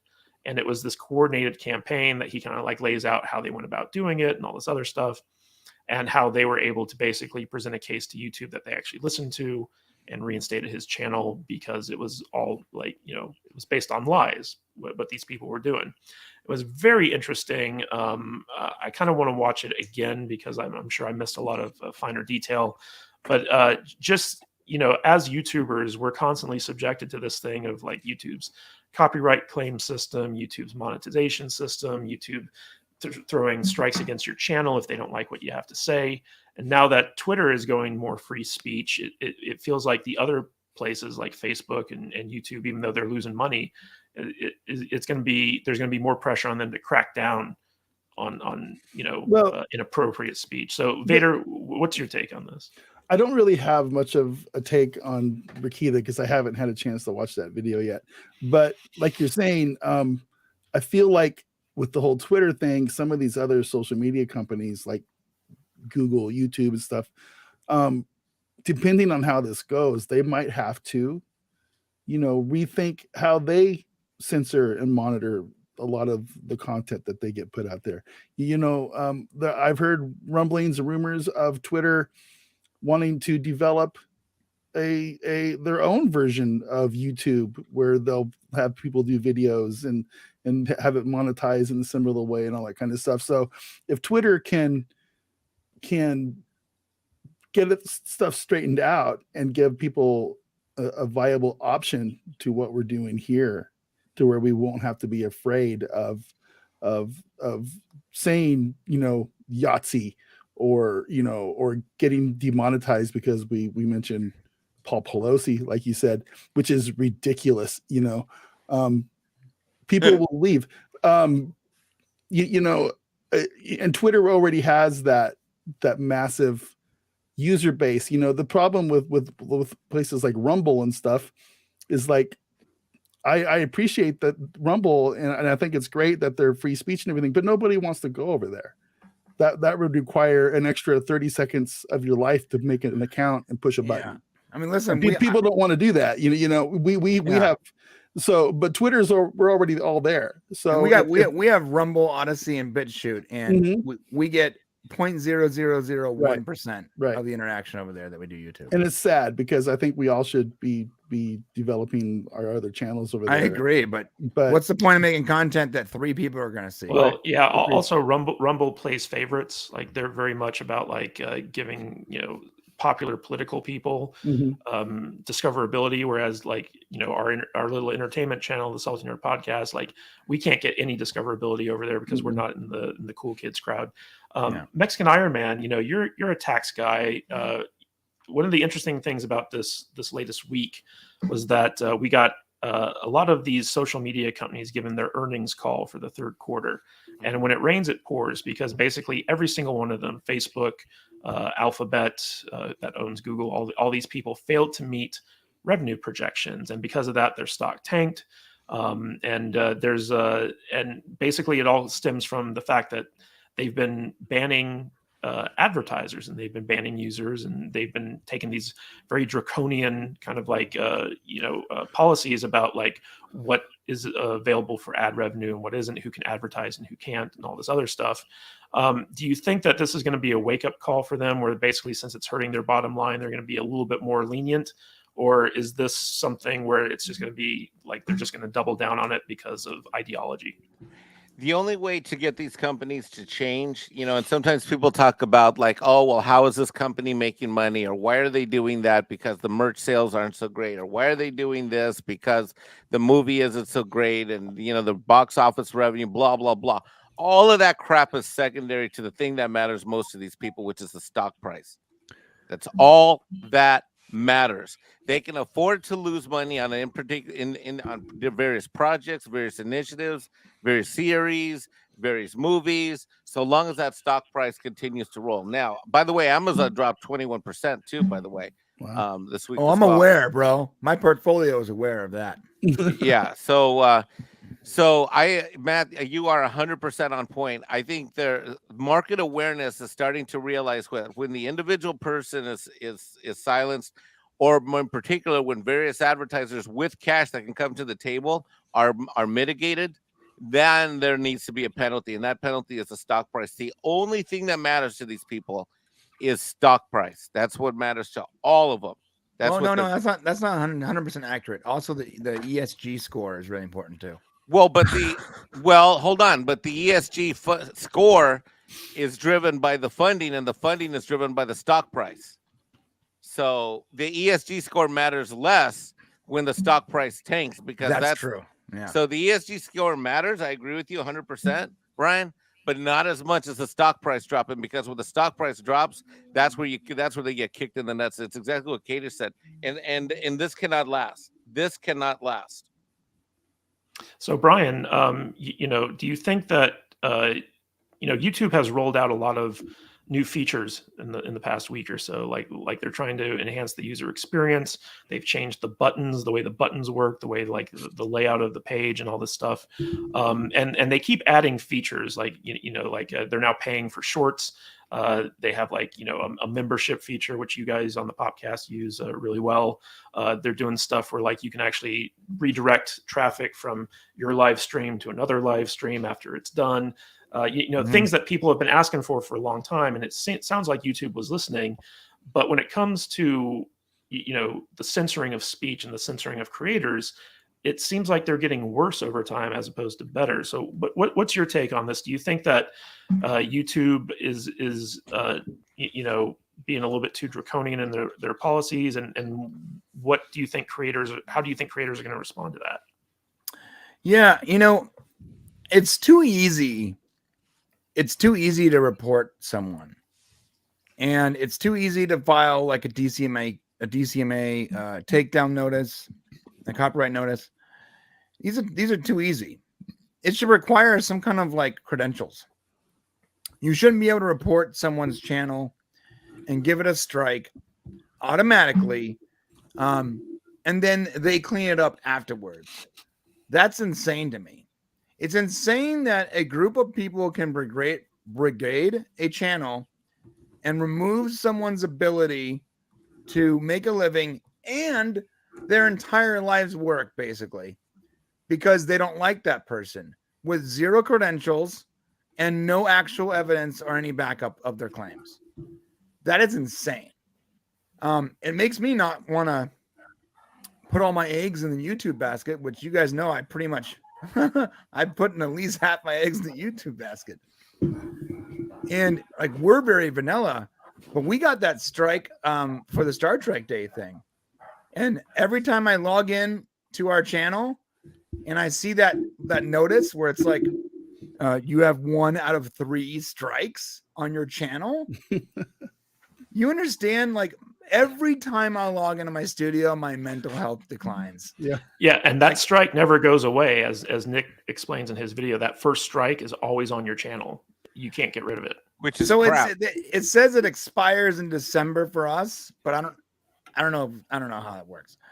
But I'll tell you this: it stresses me out every time that we got a strike for covering. We were covering Star Trek Day, and there were other channels also covering it that didn't get strikes. So think about this for a second. There were channels, friends of mine, that were covering the same thing. Now, were we being critical? Yes, because Star Trek Day was a disaster. It was one of the hardest things I've ever had to watch. It was disappointing. It was full of fluff, and they talked about trans stuff for like 20 minutes straight, and we're all sitting there waiting for a trailer. We complained that it was a bad outing for Star Trek. We got the strike as I think we were on our minute 5 of our rant about something in regards to Star Trek Day, and boom, strike. taken down. And this is how we know it's a manual strike. Ready? Because our members section wasn't taken down. The members section was fine. That means only the front-facing public stream was taken down, which means an actual person that disagreed with us strike the channel. Now, here's the worst part about it. We go to appeal, and we are scared away from appealing. Because if you appeal and you fail, and you lose the appeal, it can be a second strike. You don't even want to fight it, because if you fight something that's clearly injustice, you might get that much closer to being completely removed from what you've now made your livelihood. Yeah. So it's nuts that we were taken down and striked because we were being critical of something, while our friend, who happens to be a trans activist, who happens to be a trans person, nothing against that, she was doing her coverage and she's fine. She continued to stream, no issues, because she wasn't being critical. She wasn't being, I guess, visceral the way we were being. And were we destroying it? Yes, we were, because it was garbage, right? It deserved to be destroyed.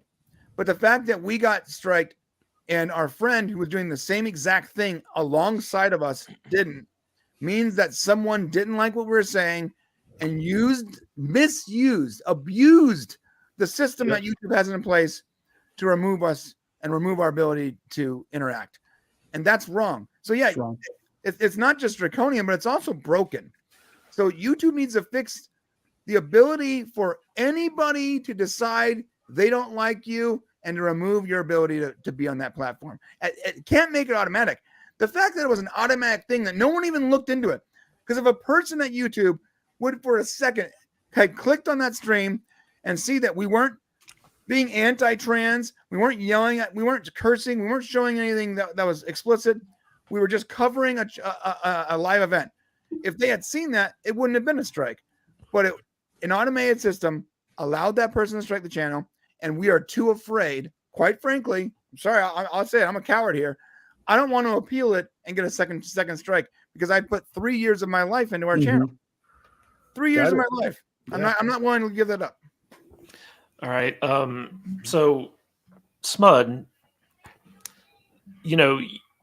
thank God that you actually did the homework I sent you guys and actually watched the video, because Nick Rekita, much like what Brian just shared with us, he talked about how he got his second strike, which was he was he covers Law Matters on his stream, and he was watching a live stream about a news coverage, and it just so happened that someone died on that live stream. They showed it live, and he had no way of knowing that was going to happen. He had no way of censoring it once it did, because he was basically giving legal commentary during a citizen journalist segment, and because he showed someone getting killed on his stream, he was in violation of YouTube's guideline. He got a second strike on that, right, even though it was not his fault. Like, he had no way of knowing that was going to happen. And so, like, there are these issues that, where YouTube, because it's so big and it's so widely used, like, they have to put in automation stuff in order to enforce their, like, they don't have the manpower to actually sit there and monitor every single live stream, look at every single, case by case basis. But one of the interesting things that Rekita talked about is that if you actually want a human to review your case, you have to go on a different platform, Twitter, and tweet at Team YouTube in order to get them to realize, hey, there's something wrong here that you need to take a look at. That's so weird. Yeah. Or have friends with clout. Yeah. And in this case, Rekita actually has a manager, like a YouTube partner network manager, who has direct contact with people at YouTube that he was able to go to and be like, hey, can you talk to YouTube and find out what's going on here? And not everyone has, that ability, because, Rekita, he's the biggest law tuber on the platform. He makes tens of thousands of dollars per live stream, all this stuff. So, like, he has a little bit more pull than, normal schlubs like us. So what's your take on the Rekita situation? Did his video kind of like open your eyes to any of the realities that smaller channels face on YouTube? Yeah, well, with the second strike, that was regarding violence, you're right. But because of what happened with the popularity of George Floyd coverage, that so many people were streaming and talking about violence on the video, YouTube's laws or rules are a little bit more lax when it comes to that because it's camera footage. It's purely from trials that it's already public knowledge. Everyone has access to it. So there's certain leeways you can do with that allowed him to to get his channel, or at least that strike, removed. When he was taken down, that's when I think he was reading the 45 names of those people who contacted the bar association. That was his third strike. Yeah. So, these are like, this is all public knowledge. He's not doing anything wrong. He didn't dox them. He just gave the names. That could be anyone in the world. Yeah. So the trans activists who basically coordinated to file an ethics complaint against him for like the state bar of the state that he's in, it's public, knowledge because they have to put their actual names on like the form. Right. And so he was reading the public documents on stream and it listed their names. And they said that that was proof that he was doxing them. And so that was the mass flagging event that got YouTube to give him his third strike, even though it was completely bogus. Right. And he has every right, if he wanted to sue all those people, and he could and win, because even YouTube agreed that this was completely wrong. They were misusing it. And I was immediately like, who the hell is Keffels? I don't pay attention to all this YouTube drama. And I did a quick search. They're on YouTube. They're on Twitter. They're on Twitch. And they ain't going anywhere. Yeah. Holy heck, this person is more than disgusting. This person is a internet terrorist. After she was doxxed, because Kiwi Farms is also another horrible place. She got swatted by the London, Ontario police, and the London, Ontario police just knocked on her door, said, "Excuse me, are you blah blah blah blah? We'd like to talk to you. Can you please bring your computer with you?" And they brought them down to the station. And that was that. They figured out, okay, you're not planning a bomb or whatever the hell the accusation was. She spun the tale into this whole thing where they were dead naming me and I was abused and they had guns in my face and all this other nonsense that never happened. And they probably did dead name her. Oh yeah, they had to. It's all because they're cops. They're not going to use your imaginary made up name. Sorry, yeah, they need to know the mom, like living with her mom or whatever, or he was living with her. I don't know. Whatever it is, like they're going to go off confusing. They're going to use the legal terms. They're not going to. They don't know what week it is that you're deciding what it is that you want to go by. I'm sorry, guys, they don't know. So she does this, and this is not just with other people. She was there. She made a video about Rekieta like last month. Got downvoted to hell. But she does this with everyone. She just tries to get rid of people, tries to cancel people she disagrees with that are even remotely saying something about transism or transsexualites or whatever. And it's bizarre. Like that, it's beautiful in a certain regard because you could just do whatever the hell you want, apparently, provided that the left likes you. That's fine. But for everyone who disagrees or has a bit of a question saying, I don't agree with you, or I don't think that's right, boom, you're going to be taken apart by every legal button they could press. And now 45 of these people have their lives endangered because of this person. And you can look at Destiny. Destiny has a whole blog post of all the shit this person has pulled in this year alone of what of a terrorist she is just because she's a trans activist.